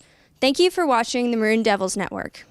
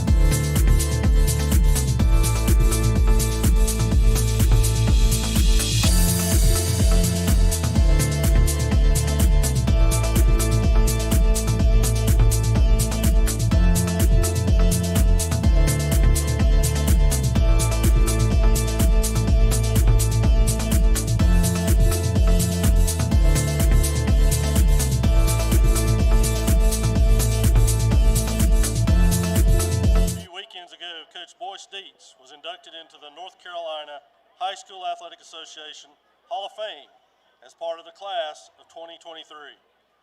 Coach Dietz is joined tonight by former players and coaches to share in this special occasion.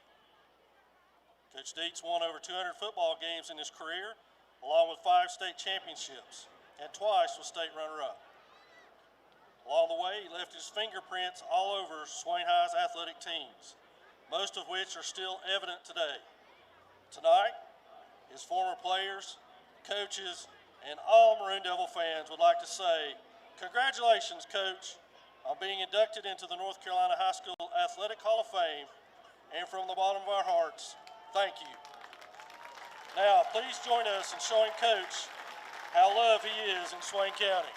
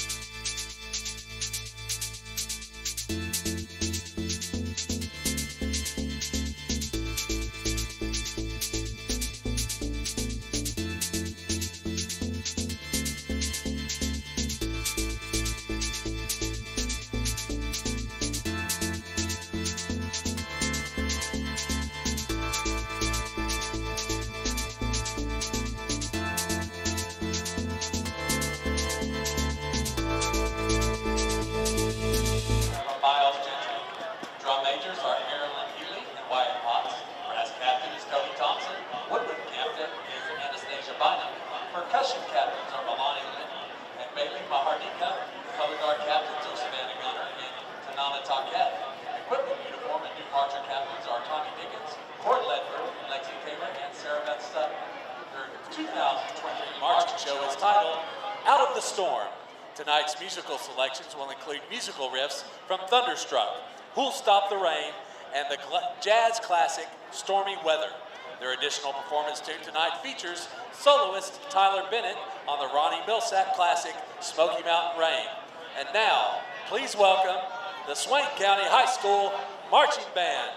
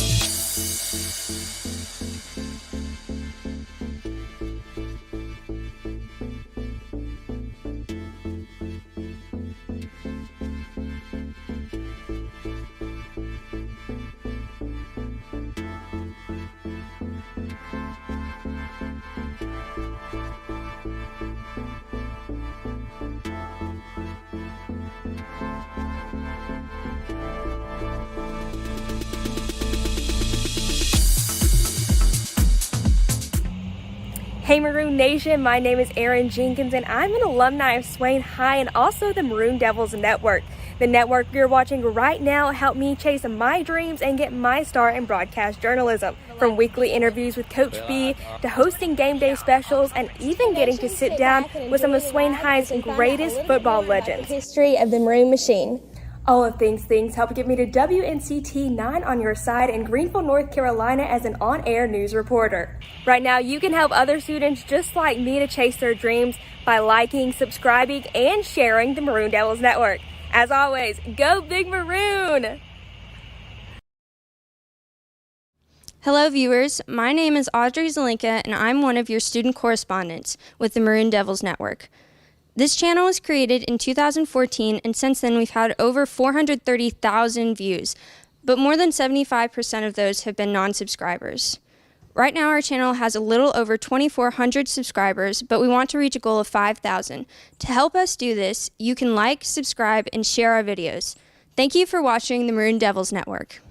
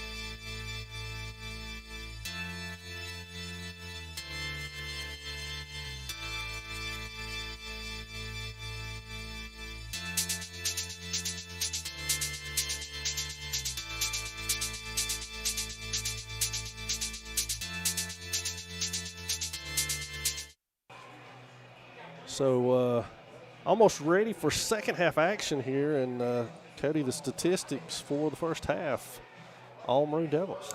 Yeah, it looks like. I mean, we see Franklin have 32 plays for 82 yards. The Maroon Devils have 18 for 189, 42 passing yards for Franklin, 24 for Swain. It looks like Isaiah Collins has 5 rushes for 122 yards.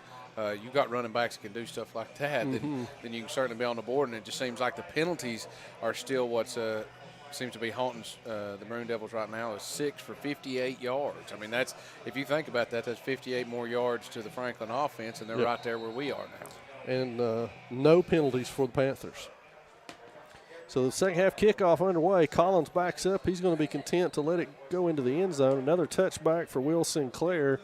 And we took a peek at those guys kicking during halftime. They put on another show. They sure did. And we saw easily from 35 that the field goal kickers were able to kick from 35 and then even hit one at 40. And certainly the place kickers were able to kick just about wherever they wanted to on the field. So Maroon Devil offense on the field first to open up the second half. Let's see what they can do. They've relied pretty heavily in the first half on big plays.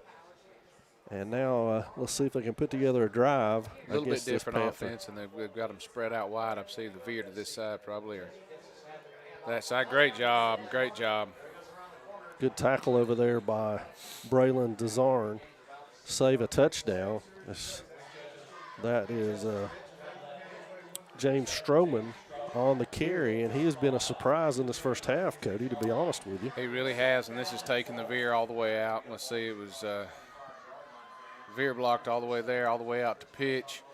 Great job out there on the end of Keontae. I mean, if you're going to get beat, don't reach out, don't grab a hold of him, don't commit a penalty. You've got plenty of yards there. You just got 7-8 yards and let him go. Looks like they're going to run the veer to this side. Here they go again, ask him to get out in front and help block. That was a great job by Josh there. If you can't be the pitch man, be a lead option guy and just get out there in front and block for him. And they've done a good job of that all year long, to be honest with you. So Winchester's carry is going to give the Maroon Devils a first down out at the 34-yard line of the Devils.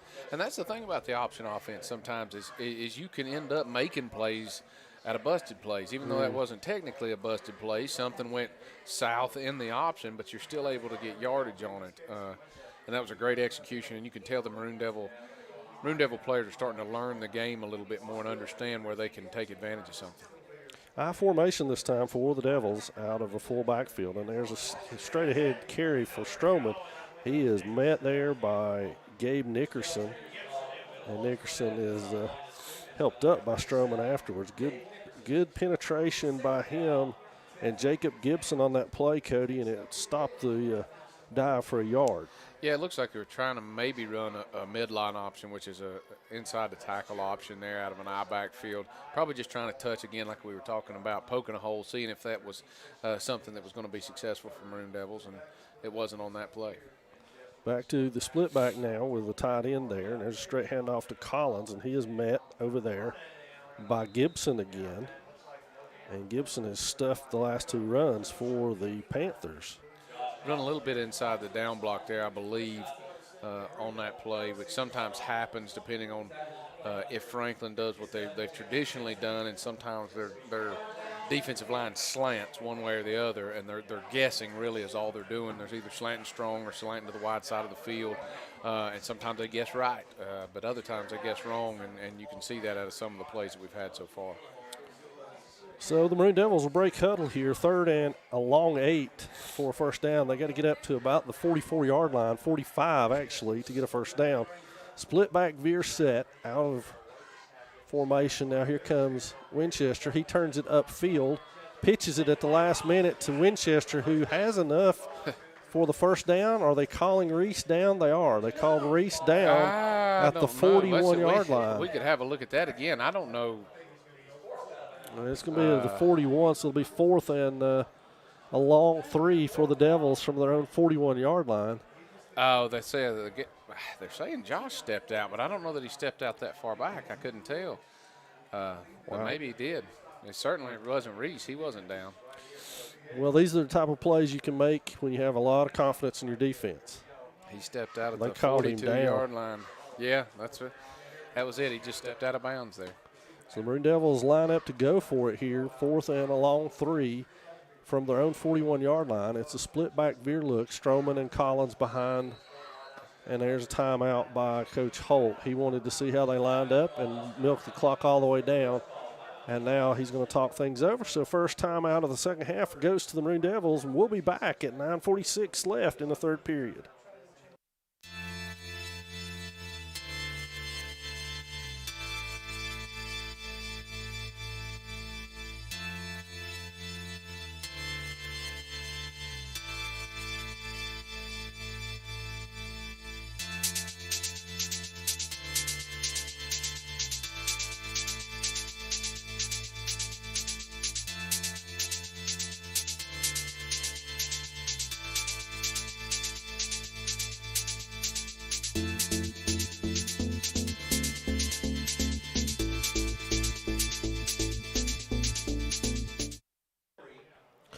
Maroon Devils come back out and are still lined up, Cody, in the going for it position here on 4th down. See if they'll do a crazy count maybe right here and see if they can get Franklin to jump off sides. Nope. Great play. He's got to get upfield, though. That's He's Collins, got it. and he's going to bull his way for a first down. So he got up to the almost 46, enough for the first down on 4th down. And we had way more than that. If you look, Yeah. this line judge started marking us way up here, and Collins got at least another half yard more than they gave him right there, but they come on back with it. well, it'll be on the 45, and it's a first down for the Devils, 1st and 10. Still in Maroon Devil territory, 9:17 and counting in this third period of play with the Devils on top.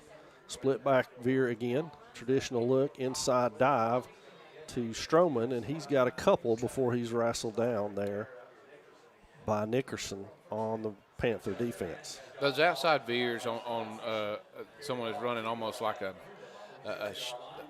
forefront like they're doing, but they're spreading it out a little bit more and playing a different technique. It's harder for the running backs because you're running such a wide veer on that. That's why they tried the midline a minute ago to see if they could get it in a little bit tighter. But the wide veer is hard because the running back ends up running right into the down block trying to get there in time. Again, with wingback set this time, it's split back, and they go back to the bread and butter play for tonight. And Stroman busts it open. He's got he room. can run. And he is ran out of bounds by Wyatt Cantrell over there on the Panther 28-yard line. What they're able to do there is exactly what I was talking about in that forefront that they're running and leaving the inside wide is they're exploiting the inside here. They're down blocking there, and they're coming right back to where they were trying to get to in the beginning, which is basically where the center just left from. And so they're just doing it from a different formation and a different play, but they're exploiting that inside weakness. So 1st and 10 for the Maroon Devils now. And that's the same play to the other side. Collins has got some running room, and he muscles his way down to close to another first down for the Devils. They end up going right back to where the center leaves from. It looks like we got a Panther down on the field. And we do have an injured Panther that they're going to have to tend to. It's another first down. That's Gibson, one of their best interior defenders. And we'll take a break as they tend to him and be back in just a few minutes.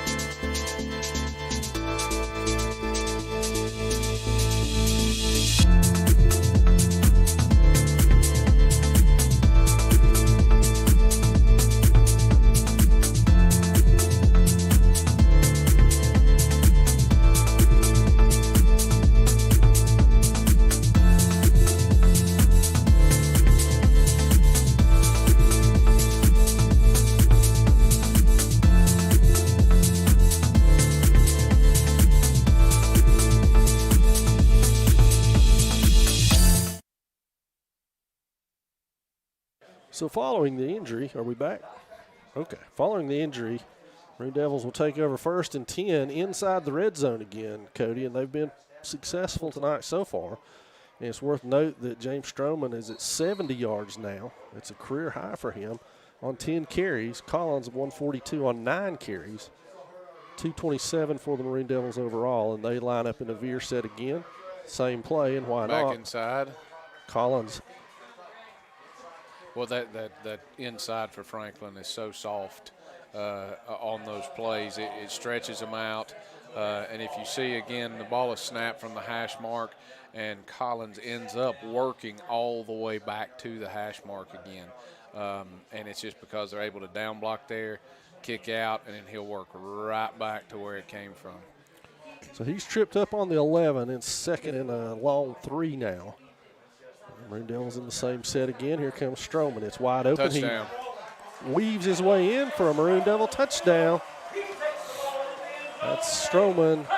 They do not have an answer for that. No, they do not. That has been the bread and butter tonight for these Maroon Devils. A great run by James Stroman, who's been very impressive tonight, Cody.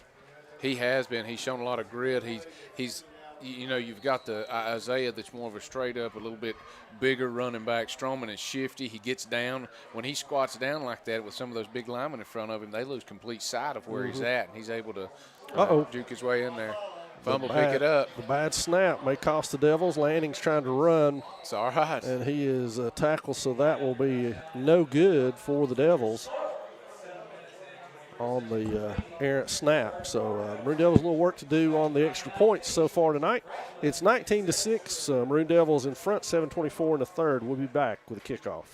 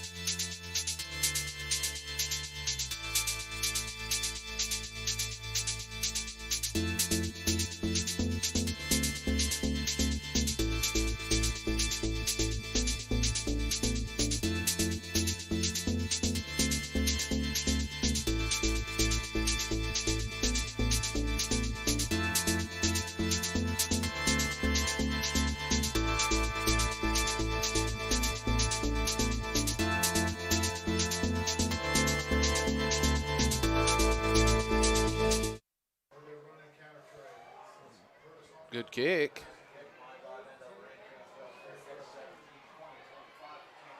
Great tackle there.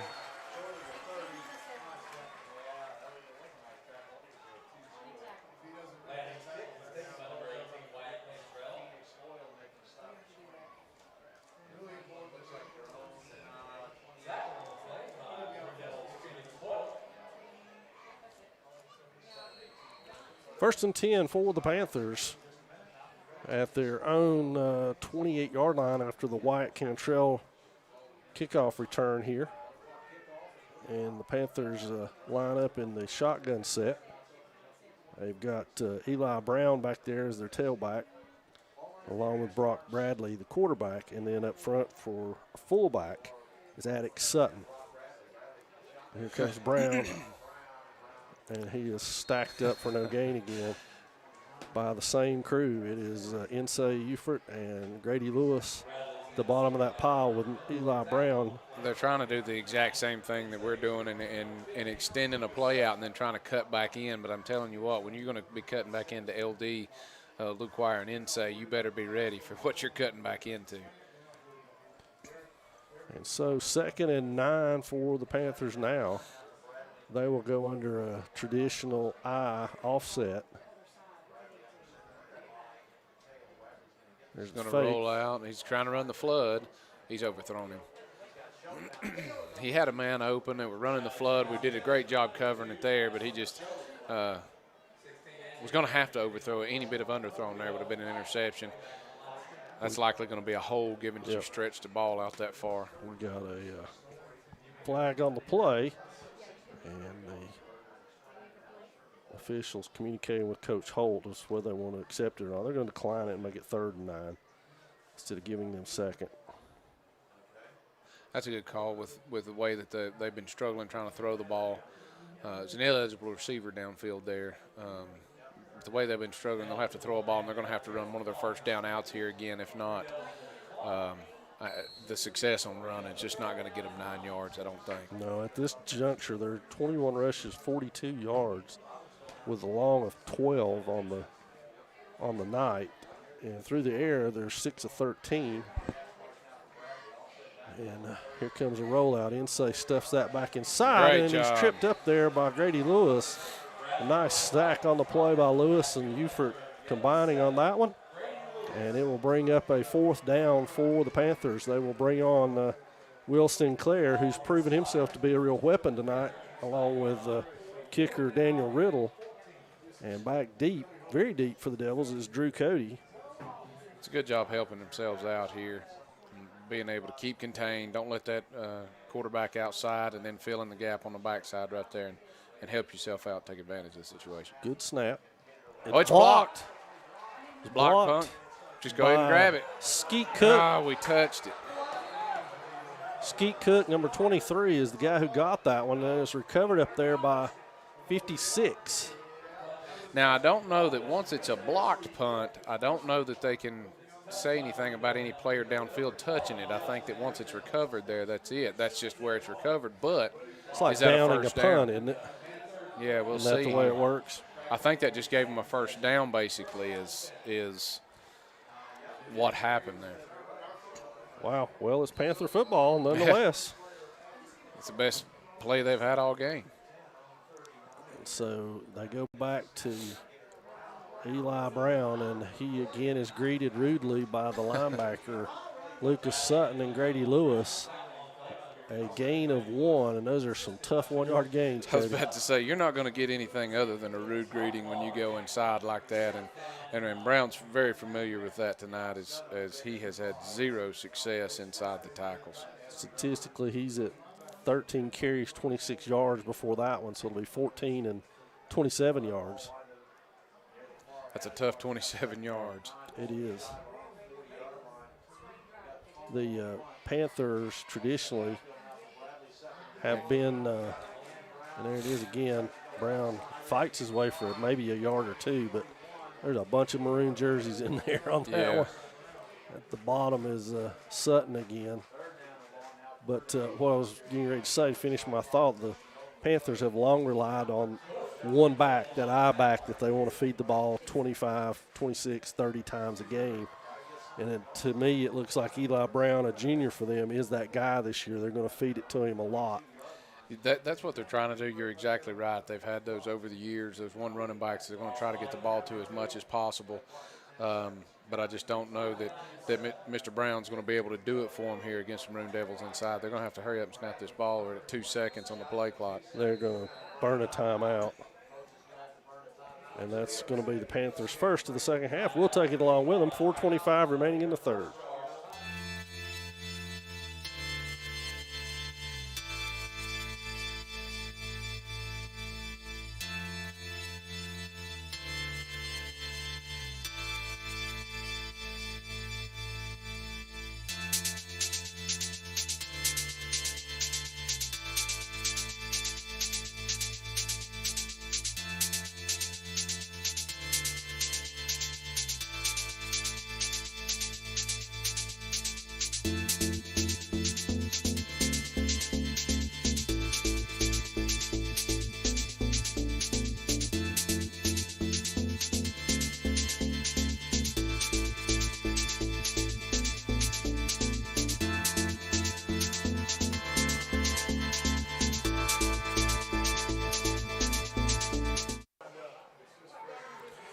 So Panthers ball, 3rd and 8 from their own 42-yard line. Bradley rolls out. Looking for the flood again. Sidearms it, and incomplete over there.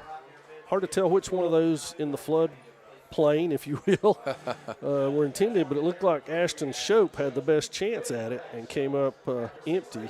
I think that's one they were trying to get it to. He was running a first down out He's going to run right at the sticks and then break outside and try to catch the football there, but he just wasn't able to do so. But now we're in another position where they haven't gained a whole lot from where they were last time, but hopefully we can get a good return here and put on some more points. Sinclair to kick it, Cody to return it. It's a spiral. Cody catches it on the run, drops it, picks it up on the run, now cuts upfield and gets about 8 more yards out of that. And you can see, I mean, that's 8 more yards from dropping the football. Sometimes I know players want to either let it go or want to call a fair catch or something like that. But if you have enough time, just go ahead and get it, get as many yards as you can and get yourself in a good position. So Maroon Devil offense will take over again. Their first drive of the second half resulted in a touchdown. And now they will go with the ball again here at their own 39-yard line to begin this drive. See if Franklin's made any adjustments here. They have a little bit. They've gone to a little bit different offense there to try to strengthen up that middle, but they're just not going to be able to do it. Josh Collins with a great run. I call him Josh. It's Isaiah. No, that's Josh. Oh, it's Josh. Sorry, I've been right. calling him Isaiah the whole game. He's wrestled down out there by Addix Sutton on the Panther 44-yard line. So another big game by Collins, who's rolling his way to close to 200 now. Good footwork there. He's shown very nimble feet this year. That's it, and hanging on to the football, that's what I really like about Josh. In the last couple of games, I've seen him really start hanging on to that football, squeezing it tight to his chest. Strom. Nowhere to go that time. Well played by Aiden Sizemore over there. He just broke Stroman down and wrapped him up. Textbook. And he just took a misstep there. You know, that happens when you're doing those kinds of plays. He took a misstep and went outside. But that's perfectly fine. I mean, he's making them make a play, and we're making them make plays, and that's what you have to do on offense, especially in this type of offense. So Maroon Devils break cuddle here, 2nd and 11, if you will, for a first down. Roll out by Winchester, and he just throws that one out onto the track. That's one way to throw it away. You know, no one's going to get it there. Flag on the play. The Panthers have still not been penalized, have they? I don't think so. I don't know what. No penalties on the Panthers all night. This one's going to be on us. Most likely in the neighborhood of ineligible player downfield or a hold. Ineligible. It's declined, so that'll bring up 3rd and 11 for the Devils, who frankly are in 2-down territory here. They really are. I mean, at this point, you're not going to punt it, I wouldn't imagine, so you're just going to go for it there. You got 2 downs, get 10 yards, be consistent, get the play right. And they will go I formation with Stroman in front of Collins here. Collins up to 166 yards on the night.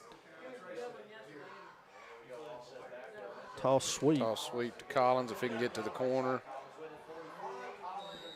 Well, they had Josh stops in bounds again.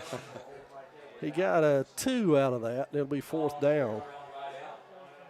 And it's going to be difficult dealing with Franklin on that because they are spread out. They're covering the wide sides. They're covering the outsides very well. So it's good to try those, keep them honest a little bit here and there. But I think we'll eventually have to go back to the inside where they seem to be really soft.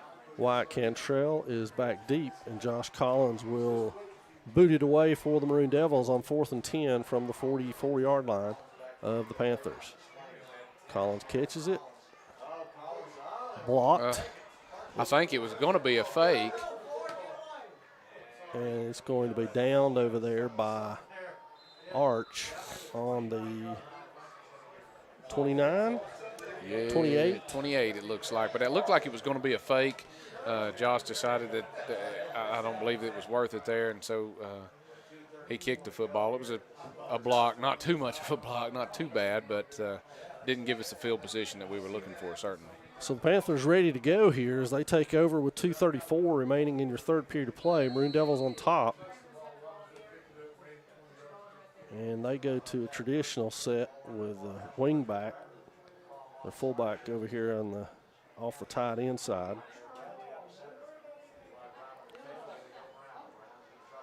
They just keep hoping Brown will break one here, but it's no go.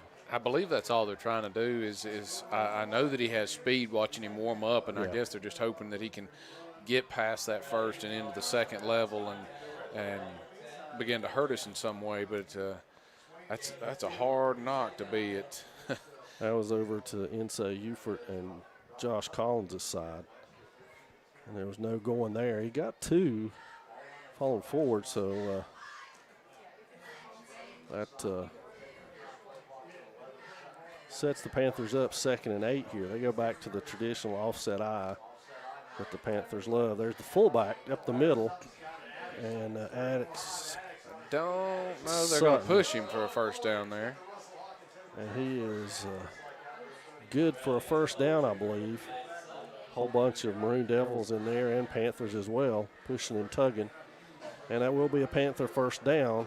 They were able to get a little bit of a shove from the offensive lineman coming up behind him to be able to push him over on for the first down.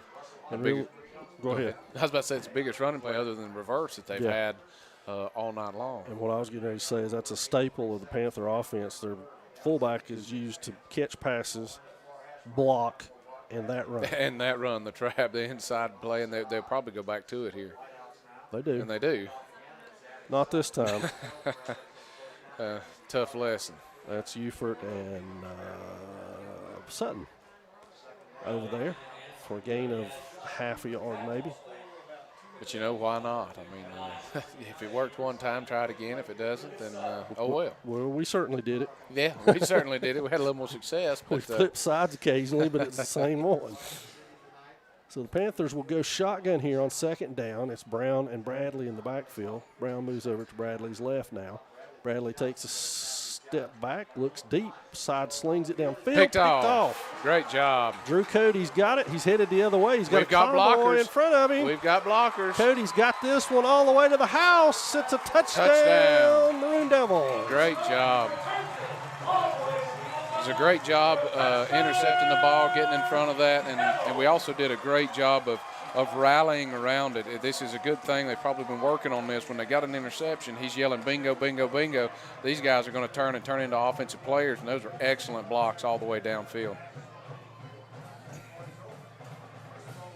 And it's a convoy for Drew Cody, and he goes all the way to the house with the interception. It'll be Lanning to attempt the point after, and this has been the chink in our armor. The last snap sailed through Drew Cody's hands and was no good.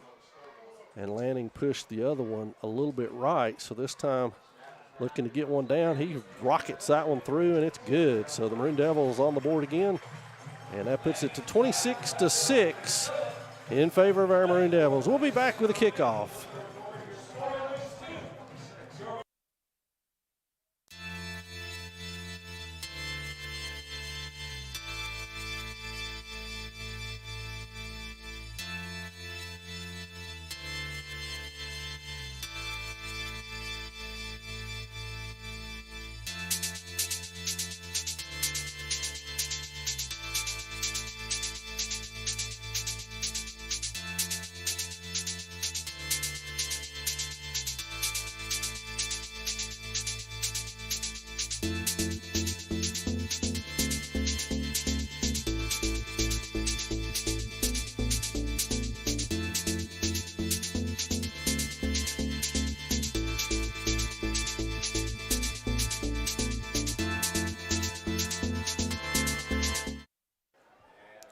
So Brendan Lanning will kick it off again for the Maroon Devils, who've been very good about directional kicks so far tonight. He's punched it over here to this side 20-yard line every time.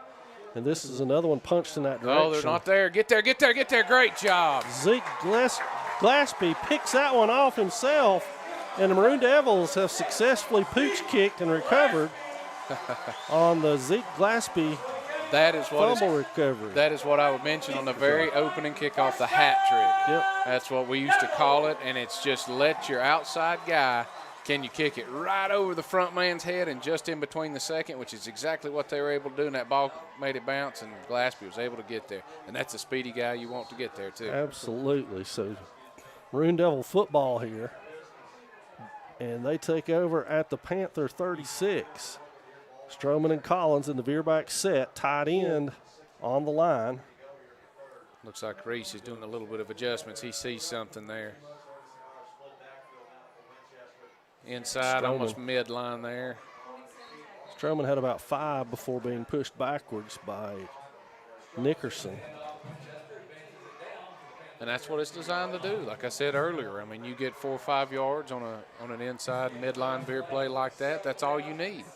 4-yard gain. Looks like we're here to the fourth quarter. That'll do the end of it. Andreas Cicernos comes off and talking to the coaching staff. The Maroon Devils go into the fourth quarter with a 26-6 lead. We'll be back.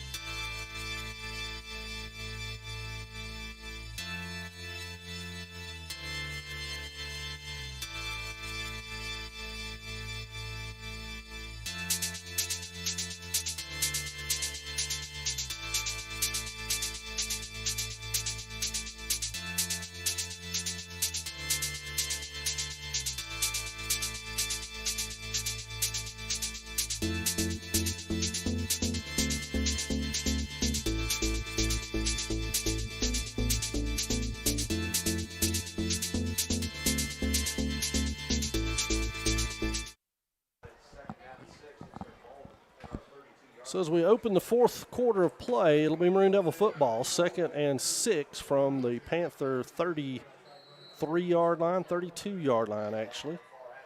And they are still in the split back veer. Set. And here comes running the option all the way out. Great job, Reese, keeping the ball, fake the pitch, and he can move. And Reese touchdown. Winchester's Way to in help for a yourself touchdown. out, bud. 32-yard run for Winchester. And the Maroon Devils have broke this thing wide open. That's one thing that I've noticed as Reese has grown throughout the years is he can be a sleeper. People forget about how athletic and how fast he actually is. I mean, he right there just completely outruns the corner and gets in the end zone. It was a great job of whenever you're a quarterback, it's just like a pitcher, hitting the ball. You can help yourself out when you score a touchdown. Brendan Lanning on again for the point after attempt.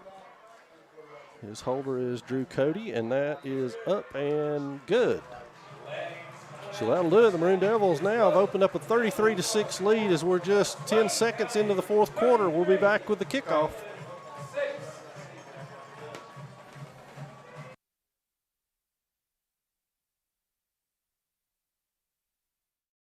Hello, viewers. My name is Audrey Zelinka, and I'm one of your student correspondents with the Maroon Devils Network. This channel was created in 2014, and since then we've had over 430,000 views, but more than 75% of those have been non-subscribers. Right now our channel has a little over 2,400 subscribers, but we want to reach a goal of 5,000. To help us do this, you can like, subscribe, and share our videos. Thank you for watching the Maroon Devils Network.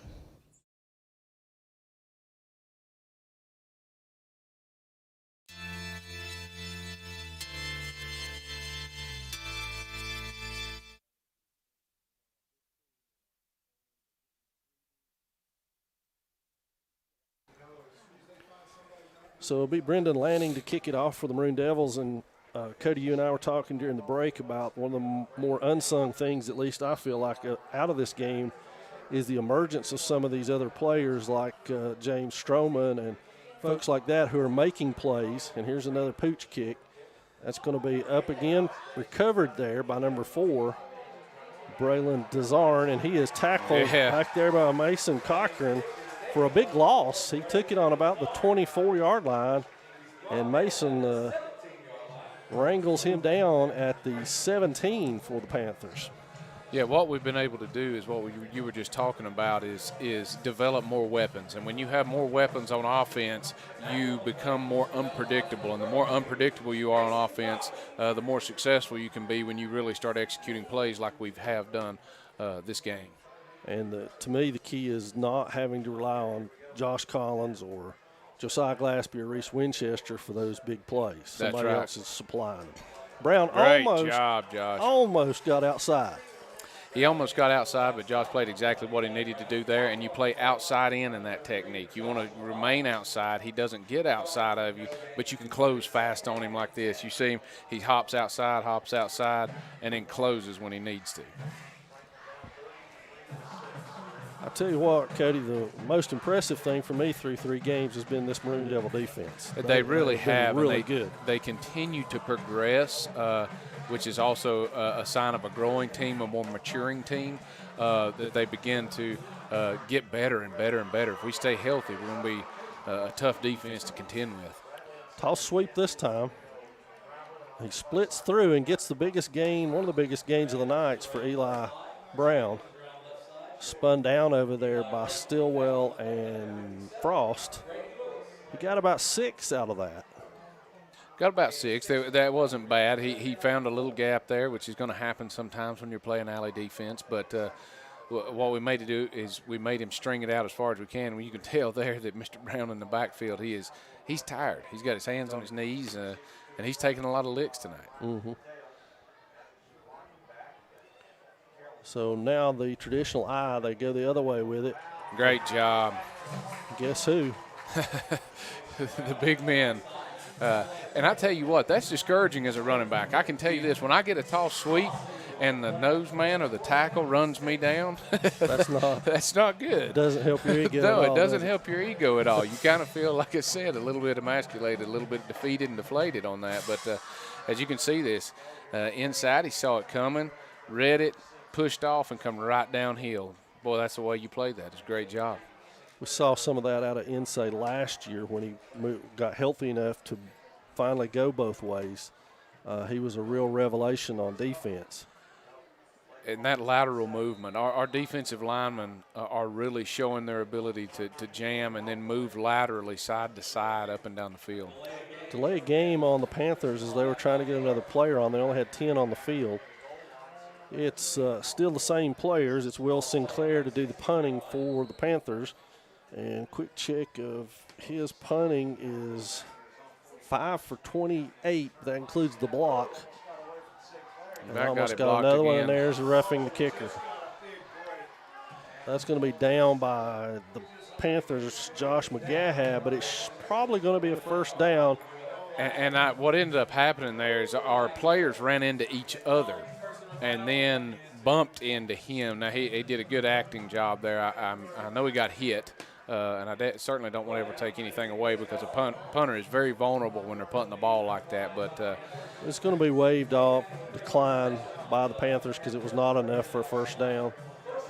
It was just running into the kicker. Yeah, because I don't think they even saw him behind it. They hit each other and their backs returned and ran into him, but that's good. So the down football will give the Maroon Devils the ball on the Panther 49-yard line. So they're already in the Panther territory. We're 9:27 and counting now. It's Drew Cody in at quarterback for the Maroon Devils. Back up, buddy. And timeout for the Maroon Devils trying to get the delay of game waved off. And the official's going to give us the penalty anyway, I believe. Well, if he's going to give us a penalty, then.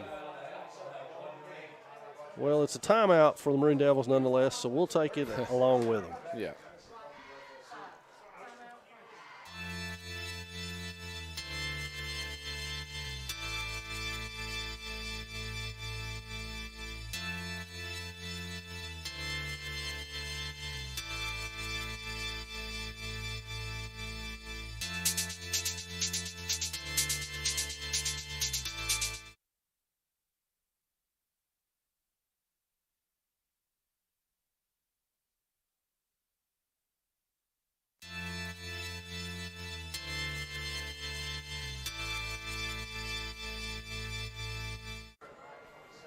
So Drew Cody in relief of Reese Winchester now, and he's got Stroman still in the game along with Zeke Glaspie.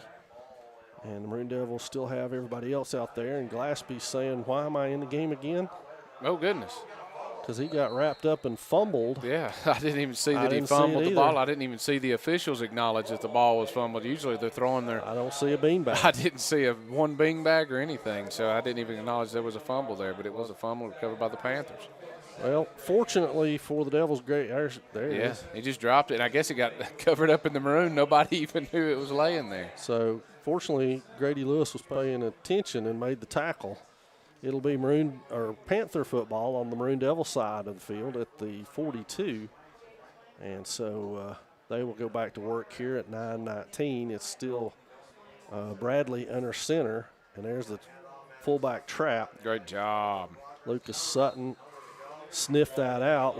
LD Luquire had a hand on him the whole time, holding him up. LD's had an excellent game. Those guys up front, again, I know I've bragged on them all game, but, man, look at the penetration they're getting right there. I mean, you can't stop that. When you've got those D linemen in your face as a running back, and then the other offensive linemen can't pull, they can't trap, they can't do what they need to do, and then they can't get to level 2. It's hard to win that way, and that's a great job by our D linemen. The Panthers right now 36 yards on the ground.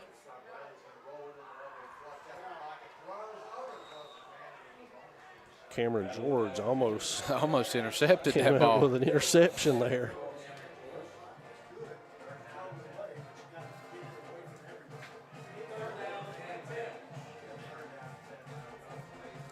So it'll be 3rd and 10 for Franklin. They've seen themselves in that situation quite a bit tonight.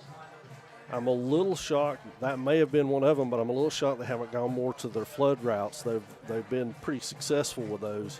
I think they probably will go to it here. I don't know which way they'll go, but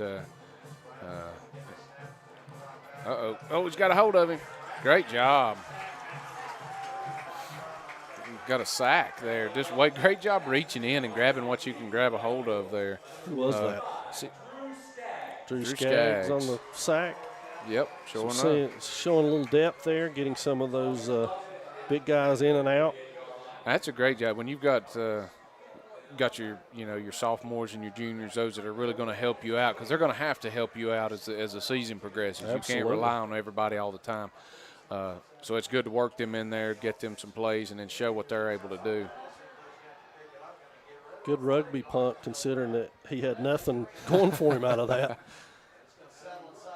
That's going to be Josh McGadd downs it for the Panthers inside of the Maroon Devil 20-yard line. So amazing job, to say the least, from Will Sinclair there off a bad snap.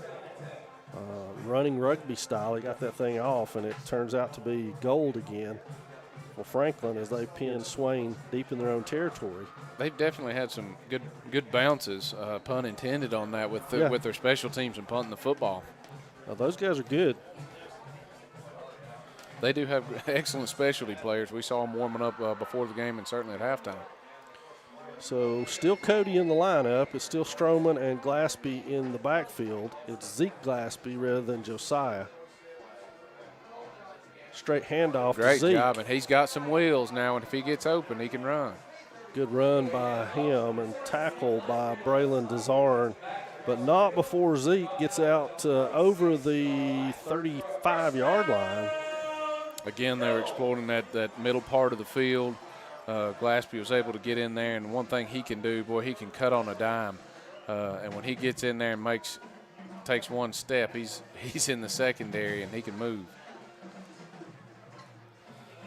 So good job by him, and now it will be 1st and 10 Devils, 7-17 and counting. Coming off is Cameron George. Running inside veer again, but quarterback cap it. Nope. He's got it. Drew Quarterback Cody cap it. Great faked job, me Drew. out. Is he going to win the foot race? Yeah, I think he is. Great Drew job, Cody. Drew Cody. Excellent job. 65 yards or so. Yeah, and that was a inside veer, and he took it and maybe took one or two more steps to the outside, and he cut that thing straight up the field, and that's why it's hard to see. He followed his running back. See right there? I mean, he just went. He didn't carry it all the way to the sideline. One step, planted his foot, and went on up. Planning on to kick the point after again.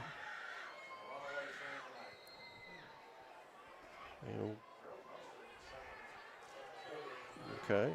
I thought I heard a whistle, but I guess it was just to set the ball in play. Lanning's kick is up and good. So that's going to make it 40-6 in favor of the Maroon Devils with just a tick under 7 minutes to go in the fourth quarter of play. We'll be back with a kickoff.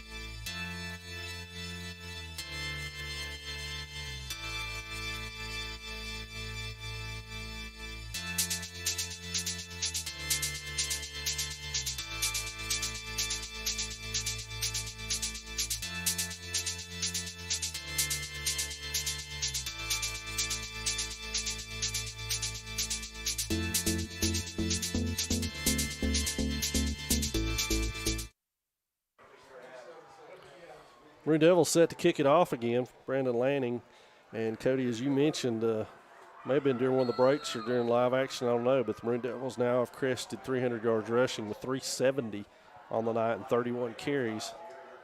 I'd anticipated that, looking at it at halftime, that we would likely be able to get in that 300-yard range, and we certainly have.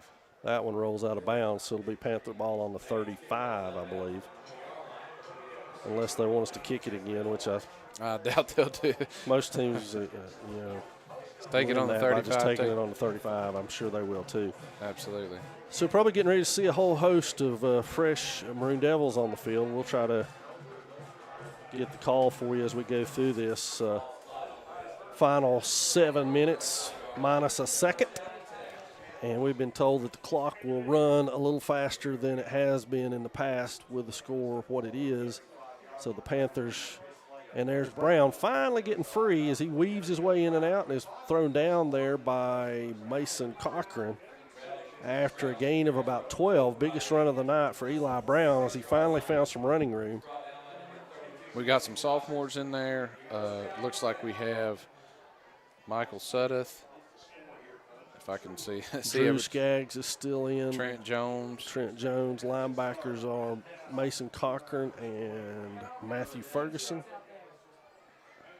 Looks like Malachi Cochran up there at outside linebacker at the very top, or one of the ace or spy positions. Stroman down here at the bottom of your screen is at the other one. And so they go back to Brown. Skaggs had a shot at him but couldn't wrestle him down. And that's going to be over there to James Arch's side. Arch comes up and makes the tackle, but Brown's going to make some hay here in the closing minutes. 25 yards on 20 carries going into that one. I was about to say, hopefully he's going to start actually getting some positive yardage. And so it'll be 2nd and 1 for the Panthers.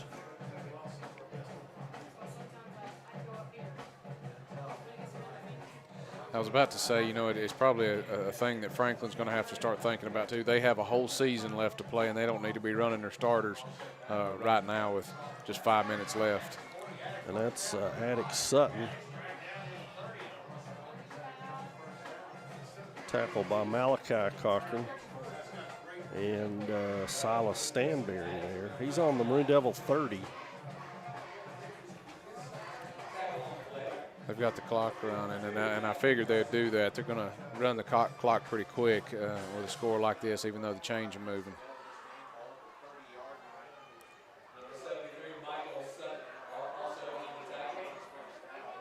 We also had Phoenix Hull check in to play linebacker there next to, I think it's Rocky Barker. I think that's a 39 there on the other side. Oh, great job. Almost picked that. And good move on the outside by Franklin. Barker tries to track him down. Can't. He's going to score. It was a great job. That was a great move, and that's what they've been trying to do all night, except Reese has been there almost intercepting that ball, is to get that to him, and hopefully can make one move and get outside, and that's what he was able to do on that one. So the Panthers will line up for the extra point. This may actually be too close for Daniel Riddle. He may need to back up. He may have to back up some, kicking it like he's going to kick it straight up in the air. That's one thing they do have now. They've got the ability to rely on some specialty players. They certainly do. They're very good special teams players. Riddle nails that one right through the middle. And that will make it 40-13 with 4:37 left to go. We'll be right back.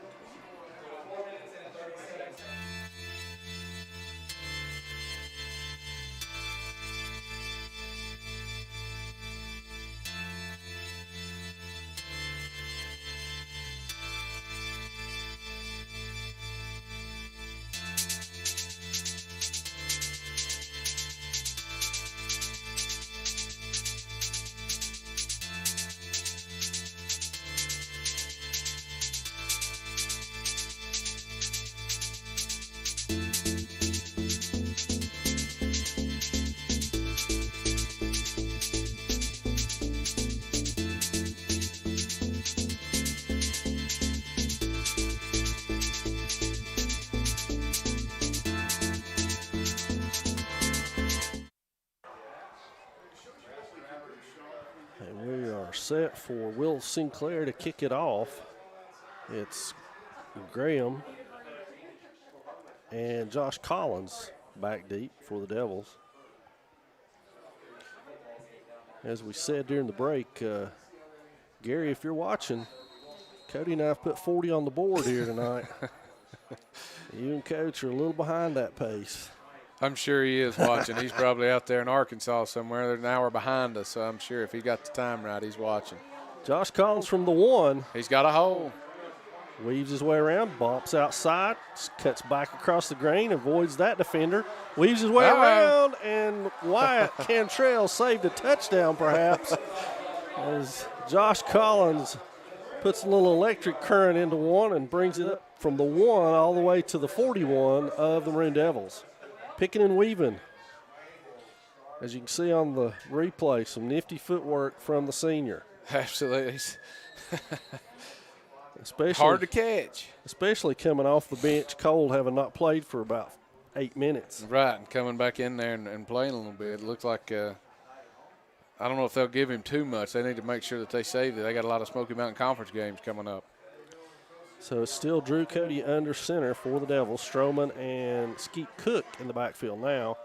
It's going to be Cook on the handoff for the dive. He spins his way out from the first hit and is unable to get any more yardage, but that was a pretty standard fullback run right there, Cody. It was. It was a good job keeping his shoulders over and pushing as much as you can. And but, yeah, that's just a standard fullback, standard veer run is all that is. Yep. And, again, and I know they said it, what was it, remember the Titans, it is Novocaine. I mean, you keep running the veer, keep running. Eventually somebody's going to make a mistake, and you're going to pop one just like we saw with Cody on the last one. Somebody's going to make a mistake. There's too many responsibilities for the defenders to stay disciplined on. Cody back under center, a split back veer look, tight end on that side, back to Barker this time. What ended up happening there, that's when the quarterback wanted to keep the ball and the running back didn't want to turn it loose. And so it was just a mismesh, if you will. But that's younger kids, and they'll be able to grow with that and hone that a little bit more later on.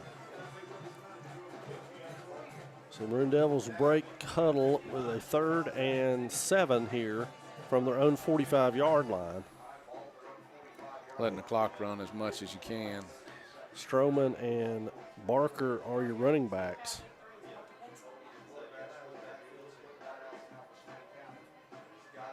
Oh, he's kept it again. He's going to be a little short of the first down.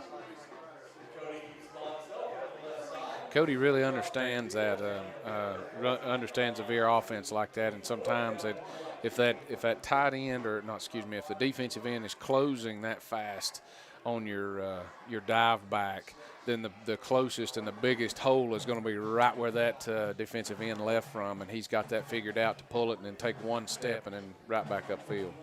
So Maroon Devils 4th and a yard here. We'll go for it. And we're at a minute 58 and counting now. Cody under center. It is Barker, and Cody's going to take it himself. He got it. He's got the first down. And I thought about it earlier, but we haven't run it yet. You know,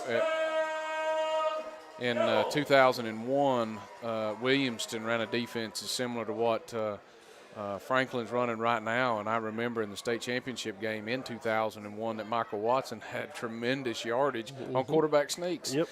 Because they were running the same thing, and again, it was exploiting that weakness in the center of the field.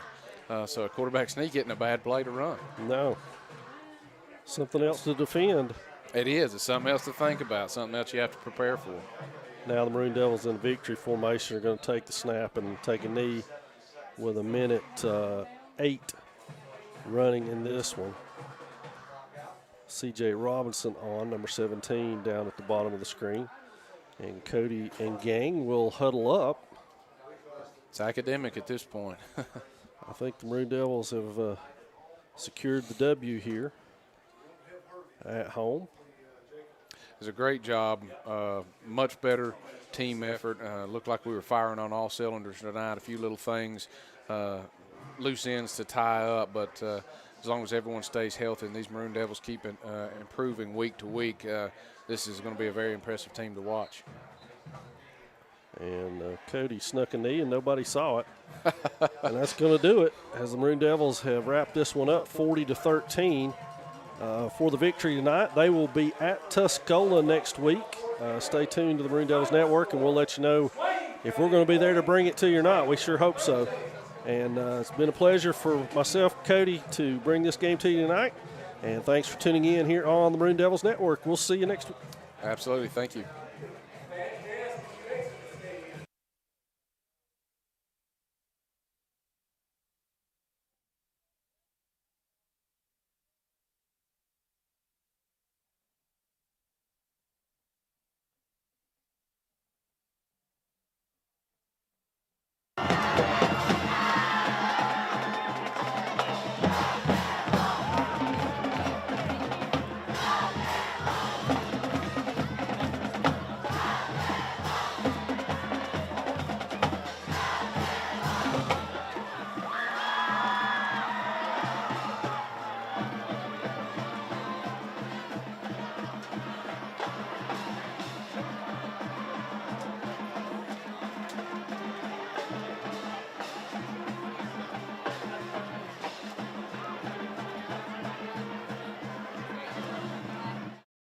Hello viewers, my name is Audrey Zelinka and I'm one of your student correspondents with the Maroon Devils Network.